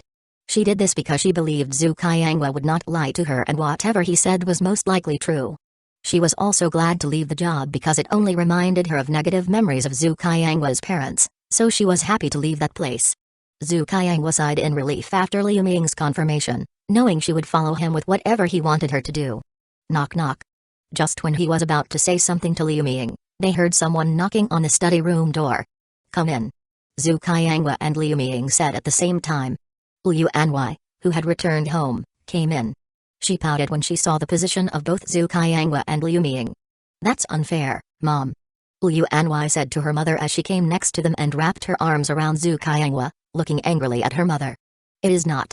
This is my time to spend with him as we agreed. Liu Ming countered, wrapping her hand around Zhu Qianghua's waist and bringing her head closer to his cheek, rubbing against it. No, he is mine. Liu Anwei said, doing the same as her mother but on the other side. No, he is mine. Liu Ming insisted. No. Mine. No. Mine. Enough. Said Zhu Qianghua, who had enough of their fighting. You can't have both of you. We are going to share. He told them. They just smiled and nodded at him. This was their usual daily routine. He always liked how they acted whenever they were with him because this was their true selves. With others, Liu Ming was usually a cold, sassy CEO, while Liu Anwei was an iceberg who could freeze anyone with just her words, except for a few friends she had known since childhood. So, how was your day? He asked Liu Anwei, knowing she had her finals today and had just arrived from school. Good. I think I did pretty well. Liu Anwei said, hugging Zhu Qianghua. I'm sure you did great. You are the smartest in that class. Zhu Qianghua praised Liu Anwei. Thanks. She said, smiling happily at the praise. Did you eat anything, or do you want me to cook you something? Liu Ming asked. No, we already ate at the cafeteria. She replied to her mother. Okay. Her mother replied. While they were having that conversation, Zhu Qianghua looked at the time on the desk monitor. It was already 8 p.m. when he saw that. He was a little surprised but not much because he and Liu Ming had talked a lot. It's late. How about we continue this tomorrow? Zhu Qianghua suggested. Alright. Both Liu Anwei and Liu Ming replied. But before that, I am going to take a quick shower. Liu Anwei said as she left the study and went to the master bedroom bathroom to take a shower. When Liu Ming saw Liu Anwei leave, she asked, Are you going to tell her about your rebirth? I don't know yet. I feel like I should tell her now as she will learn about this sooner or later. Zhu Qianghua said, thinking about ways to tell her about his rebirth. He wanted to tell her but did not know how she would respond. He was mostly sure she would respond similarly to how Liu Ming responded, fully trusting him, but there was a possibility she might react differently. While he was thinking about this, Liu Ming, who was sitting in his lap and leaning her back against him, stood up. She then walked towards the door and called him. Qiangyun, let's go and talk to her after she comes out instead of worrying about it. Fine. He said as he also stood up and walked out of the study room. They then came to the main bedroom and sat down on the soft bed, talking while waiting for Liu Anwei to come out. Chapter 15, Reborn 2. After about 10 minutes, the bathroom door opened, and Liu Anwei emerged naked, still drying herself. She went straight to the walk-in closet, chose a nightgown similar to Liu Ming's but in white, and did not wear any underwear. She was surprised to see both Zhu Qiangwa and Liu Ming in the bedroom, as she had expected them to still be in the study, where she intended to join them. "Why are you guys here instead of in the study room?" she asked, walking toward them. Instead of sitting beside them, she came to Zhu Qiangwa, sat on his lap, and wrapped her slender hands around his neck. Then, she kissed him as a greeting. Seeing Liu Anwai's actions, Liu Ming pouted but couldn't do anything about it, knowing she would have done the same if given the opportunity. "We wanted to talk about some things, so we came here to wait for you," Zhu Qiangwa said. He first wrapped his arms around Liu Anwai's waist when she sat on his lap, then moved his hands downward and started kneading her round ass. And when this happened, Liu Anwai moaned a little but didn't comment, instead asking, "About what?" with a confused expression. "I'm about to tell you something important, and this is not a joke," Zhu Qiangwa said with a serious face. When Liu Anwai heard his words, her brows creased a little as she wondered what could be so important. "Anan, have you ever read a fantasy novel where the main character is reborn?" Zhu Qiangwa asked. "Yes, I have read those." She nodded. "So you see, I became that person. I was reborn," Zhu Qiangwa said, looking at her and waiting for her reaction. After a few seconds, Liu Anwai spoke with a confused and amused tone, "You're joking. That's one of the worst ones too." Zhu Qiangwa saw her reaction and couldn't blame her. After all, this was something impossible, and she might not even believe in reincarnation. He sighed and decided to speak the truth. "I am not lying. I was reborn back in time, but I am different from those protagonists as I did not die or get betrayed by someone," Zhu Qiangwa explained. He took his hands off her juicy ass, placed his left hand around her waist, and used his right hand to stroke her smooth hair to calm her down. Then he explained the process of how he was reborn without giving too much detail on the game. Liu Ming and Liu Anwai noticed this but didn't mention it because they knew Zhu Qiangwa had his reasons. The game is still being created as we speak by the world's will with the energy given by the Supreme Will so that this world and its inhabitants' life trajectories will change. If he spoke about the game, the world's will, who is semi-conscious but still there, would know about this and most likely change the future, which Zhu Qiangwa did not want to happen because he knew the future opportunities and wanted to get them. "This is so hard to believe," Liu Anwai said after hearing the whole story and looked at Liu Ming, who nodded, indicating that Zhu Qiangwa was telling the truth. "I am not forcing you to believe me. All I can say is that what I have told you is true, and I just need your trust," Zhu Qiangwa replied. He pulled her into his embrace and waited for her response. "You are telling me the truth. It is just that this is too hard to believe," Liu Anwai said, trying to find comfort in his embrace. "I know it's hard to believe, but you just have to trust me for a month. Then I will tell you more about this," Zhu Qiangwa said. He told her this because he knew that after the game launches and they use the family token, the world's will cannot listen to what is happening inside. The token was created by the Supreme Will as a protection, and even the Supreme Will cannot listen as it is part of the laws that govern everything. So, he just needed everyone he held dear to believe him until the game came out. Then he could use the family token and explain everything, making plans for the future. While he was thinking about this, Liu Ming's voice interrupted his train of thought. "What are you thinking about?" Liu Ming asked. "Nothing, I was just thinking about how lucky I am to have you both as my family," Zhu Qiangwa said. He kissed Liu Anwai's forehead and held Liu Ming's hand with his left, squeezing it gently. Liu Anwai responded with a nod but didn't speak anymore, while Liu Ming smiled and said, "It is us who are lucky. Okay, we will discuss this tomorrow. Let's sleep now. It's already 12. Zhu Qiangwa said after looking at the digital clock. "No, we are not going to sleep now. We still have some important things to do," Liu Ming said as she removed her sexy nightgown. "But didn't we just do that a few hours ago, Sister Ming?" Zhu Qiangwa asked, seeing what Liu Ming was doing. He knew what she wanted as they always had sex every night before going to bed after he came back from college. "What? You guys did it earlier?" Liu Anwai focused on Zhu Qiangwa's words. "How could you, mother?" she asked Liu Ming with slight anger. "You have no right to criticize me, why? I saw what you did this morning," Liu Ming said. What are you talking about?" Liu Anwai asked, stuttering as she realized she had been caught. "Oh? Then look at what I saw on the camera we have in this room from this morning," Liu Ming said, showing her the video of her helping Zhu Qiangwa with his morning wood. "What? Why do we have a camera in this room?" Liu Anwai, knowing she was caught, gave up lying but questioned the hidden camera. "Just for these kinds of activities. I knew you might try something like this, so I wanted evidence I could use whenever I needed," Liu Ming said, her capitalist or leaking slightly due to her gaining an advantage over her daughter. Chapter 16, Fun time, R18, what you can't do this Liu Anwei said brother Kaiang, say something. This is not fair she then asked Zhu Kaiangwa for help so that she could defeat her mother. What can I do? Do you think she will listen to me if I tell her? Zhu Kaiangwa said as he stroked her hair with a doting smile. I know, tell her to never do this, or else you will never have sex with her Liu Anwei said with a trumpet smile at the idea she came up with. No, you can't do that Kaiang Qian Liu Ming shouted as she came to Zhu Kaiangwa and hugged him. Zhu Kaiangwa did not respond but gave an ambiguous smile, and looked at Liu Anwei who was looking at them with a smug expression. He just sighed and thought women.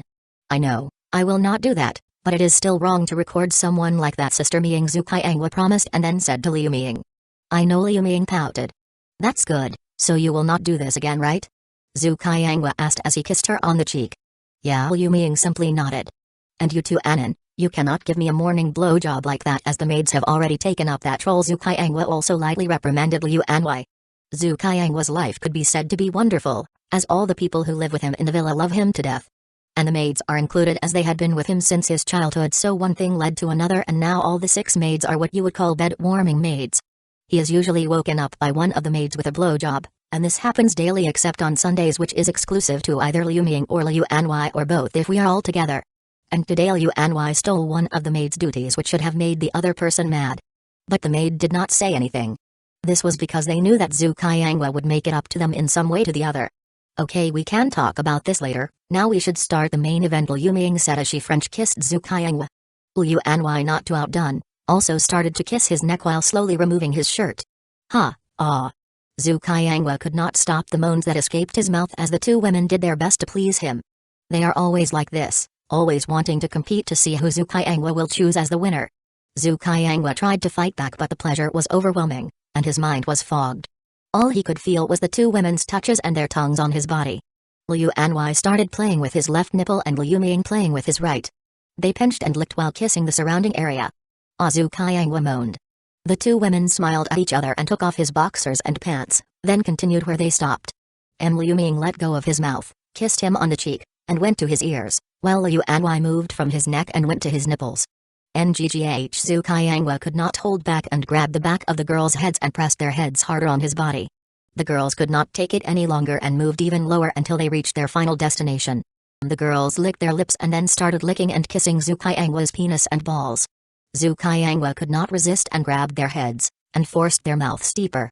The girls could not breathe but were very happy. The girls then started to suck his cock as that was the most delicious thing ever. They bobbed their heads faster and deep-throated him. Liu Ming then pushed Zhu Kaiangwa who was sitting on the bed, and then straddled on top of him with her pussy visible to Zhu Kaiangwa. Then she went back to sucking his dick along with Liu Anwei. Zhu Kaiangwa did not want to be outdone, so he started to lick her pussy and her clit, making her moan around his cock. Liu Ming and him were locked in a 69 position, with him meeting her out and her sucking him. While Liu Anwei was still sucking his dick, Zhu Kaiangwa decided to change this up, inserted his fingers into her pussy, and then started licking and sucking her clit, making her shake above him and moan more, but the sound was blocked by his dick. Liu Ming was shaking with ecstasy and came after a couple of minutes of his tongue on her pussy. She then got off Zhu Kaiangwa and lay on her back next to him, and continued to suck his cock. Liu Anwei was happy as now it was her turn and got on the bed and straddled him, but instead of the 69 position, she instead sat on top of his dick and inserted it in her pussy. Liu Anwei moaned. She waited a bit and then started moving. Her boobs were swaying as she moved and were in front of Zhu Kaiangwa. He sat up and started fondling her tits and then licked her nipples. Liu Ming did not want to be left behind, so she came behind Zhu Kaiangwa, hugged him, and started to kiss him on his neck and cheek. Then Liu Anwei and Zhu Kaiangwa kissed, while Zhu Kaiangwa fucked her. Zhu Kaiangwa was fucking Liu Anwei while his hands were busy, one was playing with her boobs and the other was playing with Liu Ming's pussy. After a couple of minutes, he could not hold anymore and released his cum in her. But he did not stop there and started to move again. Liu Ming, who felt left out, blew air in his ears while saying Kaiang, I want your dick in me right now. Then she lay down on the bed with her legs in the air. Liu Anwei and Zhu Kaiangwa smiled and took his dick out of Liu Anwei's pussy and put it in Liu Ming's pussy, and started fucking in the missionary position. His hands were playing with her boobs and her clit. Liu Anwei, who felt like she was in heaven as Zhu Kaiangwa released his cum inside her, came back to her senses as she heard loud moans from Liu Ming. Liu Ming moaned. Not to be left out, she crawled next to Liu Ming and started to suck on her nipples. All this made Liu Ming moan even louder as she became more sensitive while Zhu Kaiangwa kept on fucking her. Chapter 17, Fun Time 2, R18. All this made Liu Ming moan even louder as she became more sensitive while Zhu Kaiangwa kept on fucking her. Kaiangyan, fuck me harder. I love your cock, please don't stop, Liu Ming said as Zhu Kaiangwa picked up speed. Liu Anwai could not help herself, and moved her mouth away from her boobs, and started kissing her, and played with her nipples. Liu Anwai and her were moaning in each other's mouths and Zhu Kaiangwa and his balls slapped loudly against Liu Ming's ass. Nggh Zhu Kaiangwa and the rest moaned. I am going to come, me too, let's do it together. Zhu Kaiangwa ejaculated his seed into her and Liu Anwai screamed in orgasm. Liu Ming lay under him, exhausted and breathless. Liu Anwai, who got some of her energy back, got on top of Liu Ming with her pussy visible to Zhu Kaiangwa. She knew that he would not be satisfied just yet due to the high amount of libido he has. And she was right, Zhu Kaiangwa's dick was still hard as if it had never come even once. He immediately grabbed her by the waist and entered her wet pussy and started to fuck her. He was fucking her and his balls were hitting Liu Ming's sensitive pussy, and the two women were in bliss. The room was filled with the sounds of the slapping, and the moans. Nggh, please harder, Liu Anwai moaned. Zhu Kaiangwa was fucking her like a wild animal, and she loved it. Oh yeah, right there, your pussy is amazing. Nggh, fuck me harder, Liu Anwai said as she came. She got off Zhu Kaiangwa's still hard dick and sat down with her legs spread. Zhu Kaiangwa, seeing this, got between her legs and started thrusting in her pussy again. Liu Anwai and Zhu Kaiangwa could not stop the moans coming from their mouth. They were lost in their own world and were unaware of their surroundings. Zhu Kaiangwa did not hold back his strength and slammed his hips as hard as he could, and his hands were busy squeezing her big soft tits. Nggh, I am coming, Liu Anwai said as she had an intense orgasm. But Zhu Kaiangwa kept thrusting, not giving her any time to recover. Nggh, she moaned. Liu Ming did not want to be left out and stood up, copied what Liu Anwai did before, and started sucking her nipples. Liu Anwai moaned. It did not take long for Zhu Kaiangwa and her to orgasm together. Liu Anwai lay on the bed, unconscious and exhausted, and Zhu Kaiangwa looked at Liu Ming with a smile. So, shall we continue? Zhu Kaiangwa asked. Sure, but we have to be quick. We have a lot of work to do tomorrow, Liu Ming said. We will be done before you know it, Zhu Kaiangwa said, and they both started a new round with Ming on top of Zhu Kaiangwa. Liu Ming then started to move, which made her large boobs jiggle in rhythm. Zhu Kaiangwa was looking at her breasts and started playing with them. You have amazing tits, thank you. I am glad you like them, I love them, they moaned. Oh my god, your dick is so big and thick. It feels so good, Liu Ming moaned. You are so tight, come inside me, they gasped. Liu Ming felt full as Zhu Kaiangwa cum filled her womb. Exhausted, she lay on top of him with his dick still in her, which was still releasing semen. After a few seconds, Zhu Kaiangwa removed the dick from her pussy, and Liu Ming rolled and came to his left side and soon fell asleep while cuddling him, which was copied by Liu Anwai, who had enough energy to come close to me then fell asleep. Zhu Kaiangwa, taking deep breaths to calm his body, looked at the two beautiful women beside him. He started to reminisce about their first time together. It happened a year and a half after his parents' death. After their passing, Liu Ming and Liu Anwai moved in to keep him company. Initially, he thought he was fine, but he hadn't realized how much he had been bottling up his emotions until they started living with him. They helped him deal with the grief and pulled him out of his negative spiral. Liu Ming, who had spent a lot of time with his mother, was an immense support. Liu Anwai, his best friend since childhood, always stood by him. What made him start to like them both was the way they comforted him when he was sad. The more he thought about it, the warmer his heart became, and his body began to relax. But soon, his heartbeat quickened again as he recalled that pivotal moment, the time when they crossed the line between family and lovers. It was the day he confessed his feelings for the two. He wasn't sure how his confession would be received. He feared the worst, a slap, a yell, or even them leaving and never coming back. But the result was completely unexpected. When he admitted he liked them both, they simply smiled and hugged him. We are happy that you feel the same way we do, Liu Ming told him. We were hoping you would like us. So, we are glad, Liu Anwai said. That was when their relationship began, and over time, his affection for them only grew stronger. As he was thinking about this, his hands roamed over their bodies, waking one of them up. What are you thinking about? Nothing. Zhu Kaiangwa shook his head, looking at the two. You are such a pervert. Always thinking of our bodies. Liu Ming pouted. Well, it is hard not to think about it when I have the most beautiful women in the world beside me. Zhu Kaiangwa chuckled. So sweet. Liu Anwai blushed and kissed him. After a few seconds, they separated. Then Zhu Qiangwa hugged both of them and fell asleep with a huge smile on his face. Chapter 18. Next morning, R18. The next morning Zhu Qiangwa, who was in his dreams where he ascended to the highest realm, felt someone playing with his dick. At first, he was going to ignore it and just enjoy the feeling of the immense power, but the pleasure from his dick just kept on increasing. This caused him to wake up and see who was disturbing his sweet dreams. When he opened his eyes and looked down, he saw a woman with rich chestnut brown wavy hair wearing a maid uniform that reached the lower part of her thighs but did not fully reach her knee joints. She was sucking his dick with a devout expression like a worshipper praying to her god. This made his dick harder, which was caught by the woman as she raised her head and met eyes with Zhu Qiangwa. The maid that was giving him a morning blowjob is Sum Feng. She is 28 years old and is the oldest of the 6 maids and a de facto leader for the group. "Good morning, master. I hope you enjoyed your sleep," Sum Feng said while using one hand to stroke his dick. "Good morning, Sister Feng. I see that it is your turn today," Zhu Qiangwa said as he looked around. "Where are the 2 girls?" he asked when he could not find both Liu Ming and Liu Anwei next to him. "They both woke up earlier than you and are in the dining room eating breakfast," Sum Feng said as she once again took his dick in her mouth. Zhu Qiangwa could only moan in pleasure as the skillful tongue and hand of Sum Feng did their thing. After about 10 minutes, Zhu Qiangwa could not hold on, so he filled Sum Feng's mouth. Her mouth was filled with his cum, which she drank with big gulps which could be loudly heard in the room. "Thank you for this, master," she said as she opened her mouth for Zhu Qiangwa to inspect. "Ha, that was great, but I still need your help," Zhu Qiangwa said as he looked at his still erect dick. "Of course, master," Sum Feng said as she got on top of him and put his hard dick inside her wet pussy in one go. "Ooh, it feels great," she moaned as the large dick pierced through her tight hole. "Your pussy is as tight as always," Zhu Qiangwa grunted. "Makes me want to come as soon as I put it in," he continued. "Do you like it, master? Does my pussy feel good?"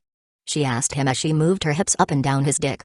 "Of course, your pussy is the best, Sister Feng," Zhu Qiangwa replied. Ah, thank you, master. Please fill my pussy up," Sum Feng pleaded. "Don't worry, I will give you the biggest creampy ever," Zhu Qiangwa promised her. "Master, your dick is hitting all the right spots. I will not last long," Sum Feng moaned. "I'm also close," Zhu Qiangwa told her as his dick was assaulted by her tight pussy. He grabbed her hips and thrust his dick deep inside her womb to get a better angle to come. After a few minutes, Zhu Qiangwa came inside Sum Feng's pussy with full force. Sum Feng felt her body heat up as she orgasmed with Zhu Qiangwa. "It's the same, every time, no matter how many times we do it, the cum of master is just the best," Sum Feng thought as her pussy was filled with her master's sperm. "Thank you for the meal, master," Sum Feng said breathlessly. "No problem," Zhu Qiangwa said as he picked her by her ass and let her lay down beside him as he got up and went to the bathroom to freshen up. He took about 20 minutes to get ready, then he went to the walk-in closet, picked out a t-shirt and jeans, and put them on. Zhu Qiangwa exited the room and walked into the dining room where Liu Ming and Liu Anwei were waiting for him. "Brother Qiang Qian." They both greeted him as he entered. "Good morning, girls. Did you have a good night's sleep?" he asked. "Yes, yeah," they both answered. "That's good. Now, let's eat," Zhu Qiangwa said as he sat down in front of them. In a short moment, 2 maids brought them their breakfast. This time, the maids were different from the ones from the previous night. One of them, Su Milan, had straight black hair usually kept in a low bun.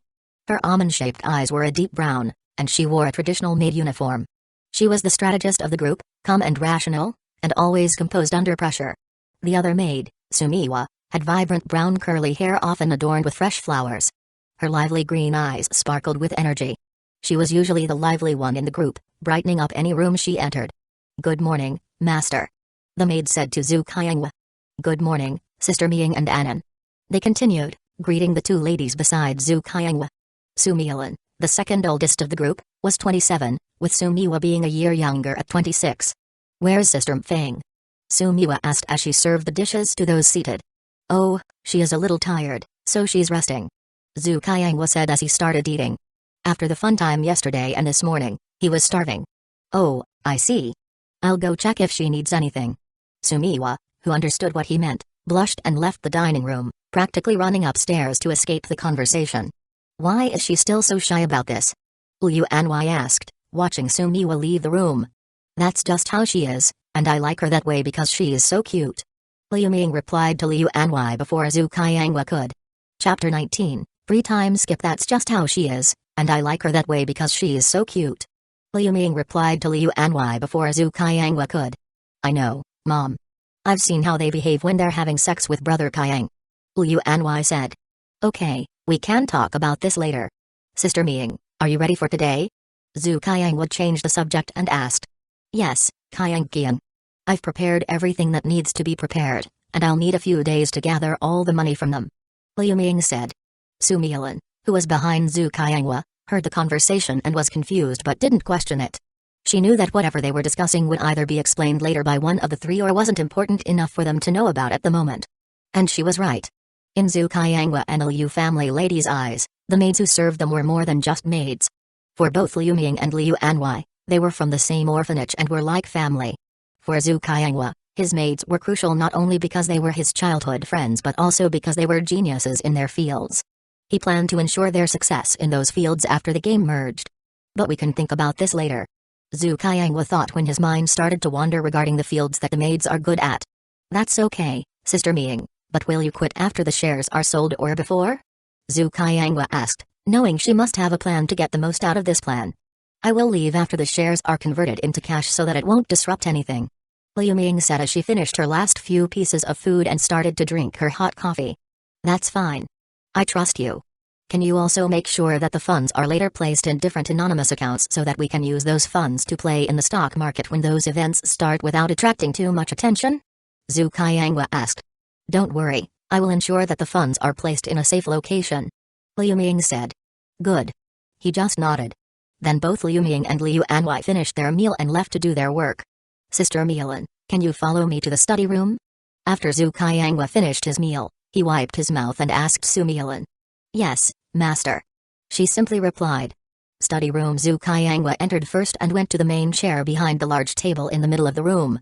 Su Milan followed him and stood behind him until he sat down. Then she came behind him and started to massage his shoulders. A little more strength, Sister Milan. Zhu Qianghua said as he started to feel his muscles loosen up. Sister Milan, do you know who was supposed to wake me up yesterday? Zhu Qianghua asked after a few minutes of silence as he enjoyed the massage given by Su Milan. It was my turn yesterday, Master. Su Milan replied. I see. So what compensation do you want for what Liu Anwei did yesterday? He asked as he opened his arms, took her hands, and pulled her into his lap, making her straddle him. I don't need any compensation, Master. She said. You are a loyal maid. How can I not compensate you? Zhu Qianghua said as he kissed her lips. I will always be loyal to you, Master. I know you are and will always be. He affirmed her words. He knew this because in his last life after the game merged, these 6 maids later joined the Shadow and worked as the heads of the 6 branches it has, and they were amazing at their work because every branch could compete with someone from the top 100 families in the whole world. I was about to, but then I saw Annan walking in, so I left her with the job. She replied. Oh? But don't you love this part of your duties? Zhu Qianghua asked, confused. Yes, I do love it, but if someone else steals it, then it means that Master will compensate me, which is much more worthwhile than giving him a morning blowjob. Su Milan thought. Yes, I do love it, but as Annan had already come in, I decided not to come in as it would ruin your time with her. She said, acting like a good maid. Ha, same as always, knows how to maximize your results without trying to go against someone or having to pay anything, I should have guessed. Zhu Qianghua thought as he complimented Su Milan's plan. When he heard her say that it was her turn, he knew that she had planned this because if it were any other maid, they would either come in right after Liu Anwei or complain about it later that day. But Su Milan did not because she knew he would give her better compensation if he spoke first. He did not think much about this yesterday because he was still thinking about Rebirth and how to change the events that happened before the game merged. So he did not think much about this, but now that he did, it was quite obvious who the maid was for yesterday. And no, he is not being narcissistic about this topic. This has been going on for more than a year, and counting the time he spent with them in his past life. So he knew their personalities well. Okay, when it is your turn next time, I will give you your compensation. Zhu Qianghua said as he slapped her ass. Ah, thank you, Master. Su Milan moaned a little as she thanked Zhu Qianghua. Anyway, the reason why I asked you to come here is because I want you to call Grandma Su to come here in a few days, Zhu Qianghua said. The reason why he said this is because he wants them to play the game before it merges so that they can pick and choose the skills and talents they want when it is still possible. After the game merges, the worlds will not let the people choose, but instead, give them skills and talents randomly. In his last life, Grandma Su was lucky as she got the talent of Shadow Teacher, which allowed her to learn and teach others to be assassins, which is what she used to create the Shadow. Chapter 20, Time skip. Why do you want Grandma Sue to come here? Sumilan asked, confused. I want to talk to her about some things for our future. Zhu Qiangwa replied, but he still didn't explain why. Okay. Although confused, Sumilan still accepted the order from her master. After that, Zhu Qiangwa spent some time with her, discussing how things were going with the maids and the orphanage. In his last life, he hadn't inquired much about the orphanage, as it had never crossed his mind. Nothing much, just that there are a lot of females who want to come and work under you, but because there are no positions available, they're sulking over there. Sumilan said with a smile, imagining their frustration. Zhu Qiangwa, hearing this, began to recall the details of this special orphanage. In the orphanage, for some reason, the female-to-male ratio is 5:1, with females being the majority. I asked Grandma Sue in my last life, and her answer was, whenever I accept new children, I raise them until they turn 18 years old. During that time, I screen out children who can't keep up with my lessons. If they can't, I ask them to leave, which they happily do as my training is hard and they don't like it. On the other hand, I also keep an eye on their character. Even though I try to teach them to be nice and polite to everyone, there's always someone who doesn't listen, so I ask them to leave too. Finally, we are left with those who are naturally gifted and good-natured toward everyone. This results in the high ratio gap, as I've seen that most of the males either don't want to associate with our orphanage after they turn 18 or have bad tempers. When I heard this, I was okay with it until I saw the females who were left. They weren't just any women but extremely beautiful women who could make a career in the entertainment industry. I was shocked at first and didn't know what to do, but then gave up. These women later became the high-level staff for Shadow. He thought. What he didn't know was that before he was born, the orphanage didn't operate this way. After his birth, Grandma Sue changed the orphanage's approach. She had experience in this area and knew that males are usually more accepting towards women, especially if they are smart. Males often won't show off in front of other males, but if the gender changes, the male is usually more hardworking, especially when it involves an extremely beautiful woman. So she usually takes care of the males until she finds someone to adopt them. The same goes for females who are either not smart or not beautiful enough. This may sound cruel, but that's how humans work. We just don't experience it firsthand, so we aren't fully aware of it. Zhu Qiangwa remembered that all his 6 maids were a few levels above the rest, with a minimum of C-cup breasts, the largest being G-cups. Their butts were soft as marshmallows and huge, which is why they got this job, or else they would have been replaced by someone else. Master, is there anything wrong? You look like you're in deep thought. Sumilan's words brought him back. It's nothing. Zhu Qiangwa smiled at her. Okay, then, Master, do you have anything else to ask? If not, I'll take my leave as I have a lot of work to do. Sumilan said. Off you go. Zhu Qiangwa said, slapping her butt. And squealed Sumilan, but she didn't say anything because she knew this was normal for her master. She just gave an eye roll and left the room. 10 days passed. During those days, Zhu Qiangwa's life could be described as fulfilled, something every man would want. He lived a carefree life, not having to do anything, and every night he spent time with both Liu Ming and Liu Anwei while getting morning service from his 6 maids, and he was not burnt out. As for the compensation he gave to Sumilan, they spent a whole day in his room having sex. Worth it. Sumilan thought as she fell asleep on the bed after being filled the whole day by Zhu Qiangwa. She is so lucky. The other maids thought. This also made them think of ways to have their morning service role taken away so they could get the same compensation as Sumilan. During these days, Liu Ming sold all the shares at a premium because most of the shareholders wanted to increase their stake in the company. She also had a lot of negative information about them, which she used to blackmail them for a higher amount of the shares. She was smart and didn't sell them to one person but divided them, ensuring that no one would speak up as the highest stake owner in front of the shareholders. With them signing a clause not to talk about the purchase of the shares for a month, they were more than willing to buy them. The company that his parents left was worth around 10 billion, which sounds like a lot, but in this world, it's not worth much in the grand scheme of things. So they got around 5.5 billion, of which 4.5 billion was from the shares and the last billion was from the blackmailing. Liu Ming stored this money in an offshore account that was not connected to them in any way, so even if people kept an eye on them, they would not suspect a thing. Furthermore, it's not like they can steal it, as the currency is highly protected by the world government. They won't allow any money to be stolen. This system has been tested numerous times, but the world government always prevails. Any new method hackers come up with to get the money has already been researched by the government's hackers, who have put protections in place. Chapter 21. The first incident. Zhu Qiangwa wanted to put the money in different offshore accounts to use to short Zhu Company's stock in the stock market. Today was the day the police would raid the company's headquarters and arrest several employees working for a particular shareholder, including the shareholder himself. Always looking for sensational stories, reporters quickly descended on the scene to capture the arrests on camera. This event caused an uproar in the city where Zhu Qiangwa lived, as such a dramatic incident hadn't occurred in years. The news spread rapidly, causing Zhu Company's stock to crash within hours. In his last life, Sister Ming had managed to mitigate the damage by holding a press conference immediately after the arrests.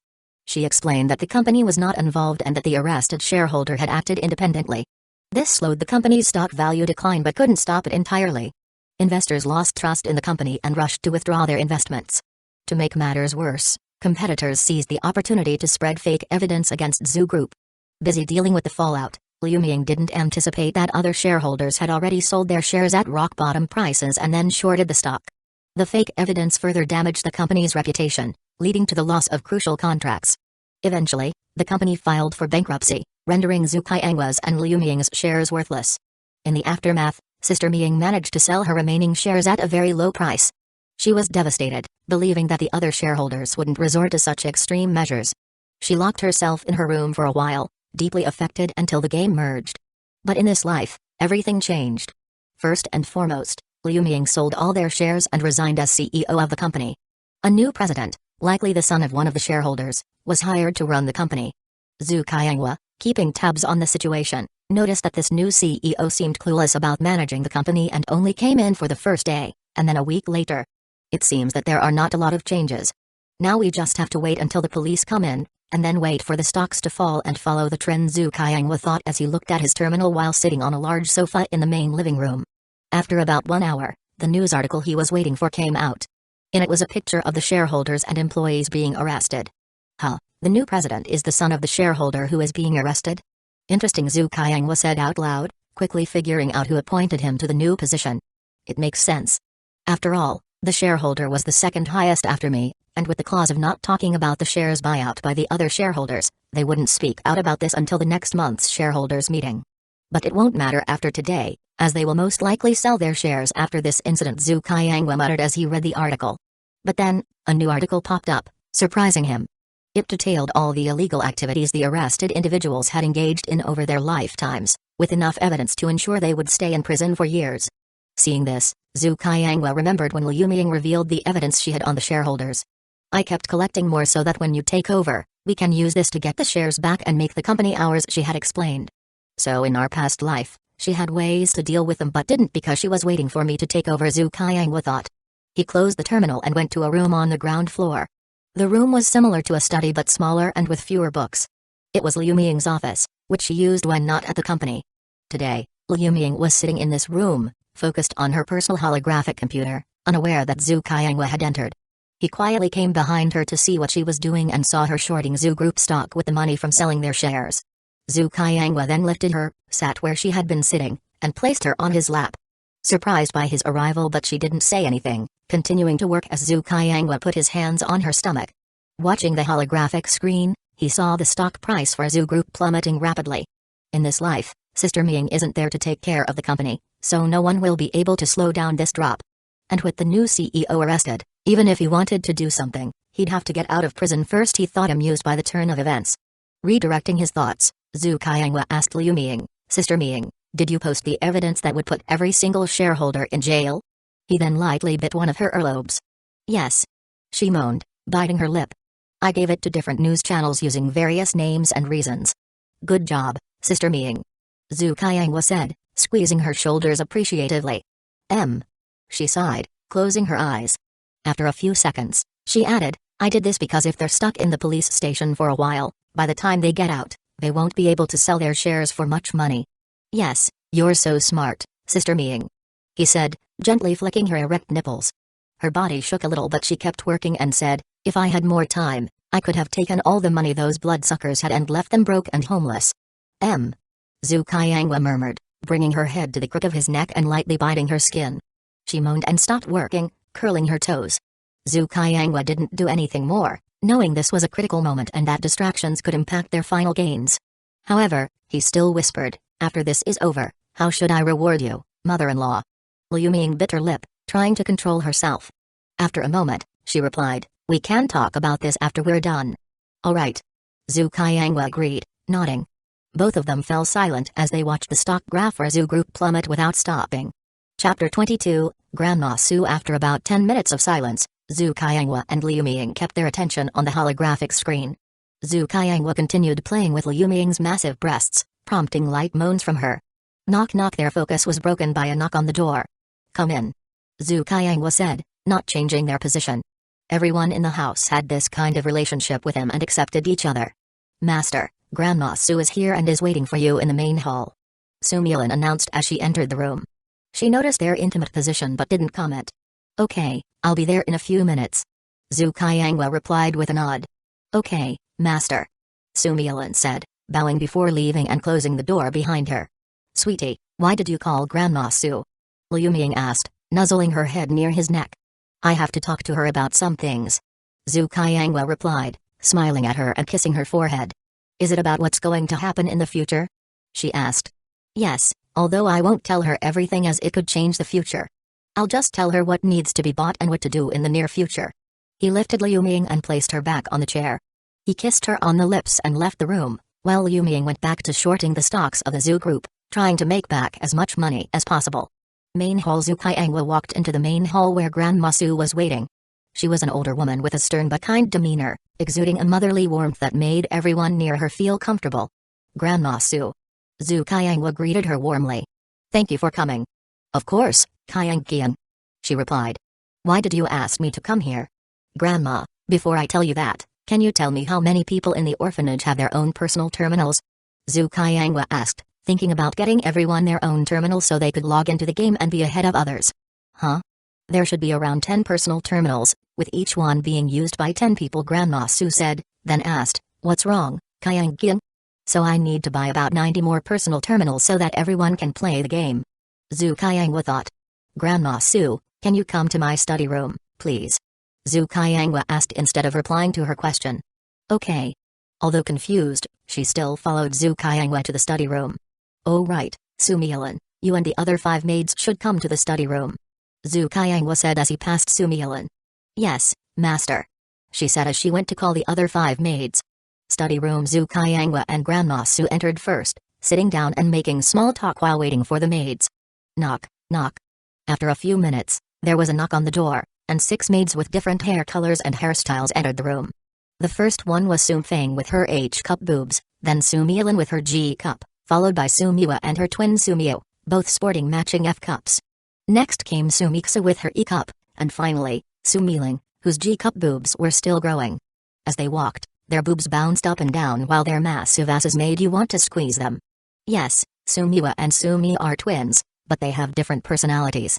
Su Miwa is cheerful and energetic, while Su Mi is calm and observant. Each one of them is beautiful in her own right and could easily make it into the world's most beautiful rankings if they tried. They also knew their master had a thing for huge breasts, so they all started wearing the tightest dresses they could find, making it harder for Zhu Qiangwa to resist temptation. After they finished greeting Grandma Su, Zhu Qiangwa asked them to find a seat. Usually, if it was just their master, one of them would sit on his lap while the others sat close to him. But since Grandma Su was here, they just found places to sit, while Su Feng stood behind Zhu Qiangwa to serve him if he needed anything. Seeing that everyone important was present, Zhu Qiangwa began talking about his rebirth and the events that would unfold before the game was released. But when he told them this, instead of reacting like Liu Ming or Liu Anwei, they listened with serious expressions the whole time. Do they not believe me? He thought, wanting to ask them, but before he could, Grandma Su spoke up. So Qiangqian, what would you like us to do? This surprised him for a second before he asked, you believe me? Do you not think that I might be crazy or this might be a prank? He asked incredulously. Master, we trust you and will do whatever you want. Su Feng, who was behind him, said. Qiangqian, before I came here, I had already heard about the Zhu Group and what is happening there. At first, I was confused when I came by and did not see anything happening here. But after I heard what you have told me and with the way you are talking compared to before, I believe what you said is true. She continued. And if what you said is wrong, we will soon find out as the days go on, so you have no reason to lie to us. After hearing what she said, Zhu Qiangwa was speechless for a full minute. Thank you. Was the only thing he could say to convey what he was feeling. Then he explained the plan that he and Liu Ming came up with to the ladies in the room and asked if they had any opinions or suggestions. Chapter 23, First incident and Zhu Kaiangwa and the ladies stayed in the study room for a few hours. During that time, Sumi went out and brought in lunch. Eventually, the maids left the room to get back to work. Grandma Su, I'll buy you the remaining 90 terminals so everyone can be ready, Zhu Kaiangwa said. Kaiangkian, I need 85 because there are 5 children who are going to leave, Grandma Su replied. Okay, 85 it is. I'll buy them and send them to the orphanage tomorrow, he agreed, understanding the reasons for the reduction. They chatted about other things for about half an hour before she left to take care of other matters. Zhu Kaiangwa then went back to Liu Ming's office to check for any new changes. This time, Liu Ming saw him coming in and asked, Did you have a good chat with Grandma Su? Yes, I did. I told her and the maids about my rebirth, Zhu Kaiangwa said. Oh? And how did they react? Liu Ming asked. That's what surprised me. They didn't question or doubt what I said and accepted it calmly, he said as he lifted Liu Ming and sat down where she had been sitting, wrapping his arms around her. Liu Ming closed her eyes, feeling comfortable in the embrace. So why did you call Grandma Su? She asked. Did you know she has a group of people who are loyal to me? He asked instead of answering her question. Yes, when you were born, she started searching for people who are smart, beautiful, and loyal. She nodded. Yeah, so I want to make sure they are ready when the change happens. He said, thinking to himself. Should I tell them about how the game merges after the game is released? What should I do, system? He asked internally. I think you can tell them after the game is launched, as it would mean that there is no change in the timeline for the past life and at the same time the worlds will has not noticed us yet, the system concluded. Has the worlds will still not found us? Zhu Kaiangwa was surprised. Yes, I have not detected anything from the will of the world, which I have been monitoring. It is likely too busy perfecting the game or does not see us as a threat, the system said. That's good because I do not want to deal with that rule stickler, he thought with a sigh. What are you thinking about, Kaiangkian? Liu Ming asked, looking at him when he didn't say anything after finishing his sentence. Nothing. The stock market should close soon, he said, glancing at the time and seeing it was almost 3 p.m. Yes, the stock price crash for the group is still ongoing, but it will soon stop as the stock market will cut the company off so that we can no longer short sell it. And with the way things are going, the possibility of the company being delisted is high, Liu Ming added. So are you going to keep it this tomorrow? He asked. Yes, after the stock market closes today, I will tell some of my trusted people to keep an eye on this and see if there are any changes. Other than that, I just have to short sell the company until it is delisted, and because we shorted, we get all the money from this, she said with a big smile. Yeah, Zhu Kaiangwa nodded, trusting the professional since he did not know much about this part. In his past life, Zhu Kaiangwa studied computer science as a major because he had Liu Ming to handle the company, so he just wanted to help expand the fields that the company could enter, and that's why he did not have a lot of knowledge about these matters. As they were talking, they saw that the stock market had issued the cutoff of the Zhu Group stocks. This also meant that the first incident that Zhu Kaiangwa deemed important for him to make money had ended. Now all he had to focus on was the second incident related to the Zhang Group and the Wayflower Group. After that, Liu Ming got up and stretched. I am going to make dinner today. What would you like? She asked. Anything is fine because everything you make is delicious, he said. Okay, sweetie, she said as she lightly kissed his lips and left the room. Now what should I do? Zhu Kaiangwa thought as he sat there looking at the stock market page. Oh right, first let's order personal terminals for the orphanage. He quickly opened up the online store, looked at the terminals, and bought the best ones available. Each one cost around 1,500 luminas, which is pretty cheap. He then bought 90 personal terminals in case extras were needed, which cost him 135,000 luminas. Zhu Kaiangwa then made a call to Grandma Su and told her that the terminals would be arriving soon. Okay, Kaiangkian. By the way, do you want me to call them and tell them to come back? She asked but did not specify who they were, wanting to keep it a secret on the call and test Zhu Kaiangwa. Aren't they busy right now with the missions you sent them? Anyway, I do not need them until the end of this month, but tell them that I will ask them to do something on the 21 Street, Zhu Kaiangwa said. Okay, then we will talk after I receive the terminals, she said, giving him a quick goodbye and disconnecting the call. Grandma Su was talking about a group of people who, like Liu Ming, are geniuses with their powers in this world.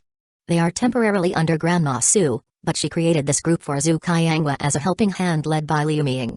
They usually do not meet each other, but in his last life, after the game merged, they went into their fields and became one of the giants in them, similar to Liu Ming. Zhu Kaiangwa found out about this after he learned about Shadow. That's when Grandma Su started to reveal everything that could be used at his disposal. Chapter 24, The first sign and reward. The reason why Grandma Su did not tell Zhu Qiangwa about this after the game first merged was that when the game merged in his last life, everyone was transported into different areas unless they played the game and chose where their starting location would be. Yeah, the world's will is really bad at doing these kinds of work. It did not promote the game before it was released, and when the game merged, it did not care about what kind of skills and talents everyone who did not play the game got and just randomized it to save energy by not stopping time for people who never played the game. It knew that if it did, then they would take forever as they would never believe that what they are seeing is real and do weird stuff like the main characters do when they are thrown into a new world. It also transported everyone evenly all around the new world so that it would not crowd one single area. But there are variables such as the one with Zhu Qiangwa and the Liu family ladies who were asleep in the same bed, so they were all teleported to the house Zhu Qiangwa bought when he first put real-life money into the game. As for the maids, as they were in the same house, they were also teleported to the same house, so that was convenient. But because of the random teleports, they did not meet Grandma Su until Shadow was formed and became well known.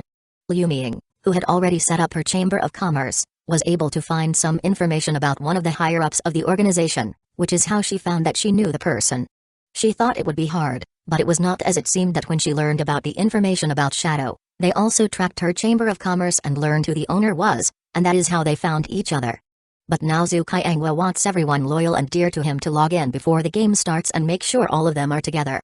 And he got an item that will help him and people from his family keep in contact and also a way to keep them safe. Family Sign Token, Chaos. Description: this is a necessary item for a family to have so that they can contact and protect their family members. This may have a similar name as the family token which is needed to create a family, but the family sign token is something that was rarely seen in his last life. This token is a mother token that can create duplicate tokens for the family members to use and carry. This token is a special tool that has multiple functions. Although Zhu Qiangwa only knows some of them, they are still really powerful.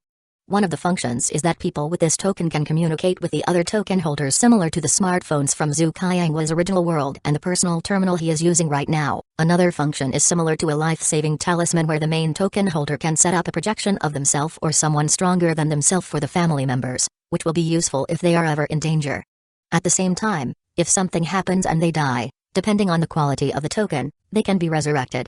For example, if they have a gold token, which is the lowest token available, their soul will be taken the moment they die, and the token will teleport back to the mother token with all the necessary information. Tokens of a higher level have better functions. This is something that a lot of people want, as this token can be used for any organization other than as a family token, like a Chamber of Commerce token where the people who are working under can communicate more so that the organization can improve, or as an assassination organization's insignia that can be used as a key. There are many uses for this token, but they are hard to find. From what he remembers, there was one in the game mall when the game was launched, and after that, there were about 100 or so tokens in this world. And they got these tokens from doing missions that ranges from almost losing your cultivation due to severe injuries to even getting your family destroyed. So whenever there is a family token with a person, they are usually never maliciously killed, as people know that if they do, they have to go far, far away, as the family or organization that owns this token will take revenge. So, system, how could I get this token as a sign and reward? Zhu Qiangwa asked the system in a stupefied voice. Host, this happened because of the space-time storm.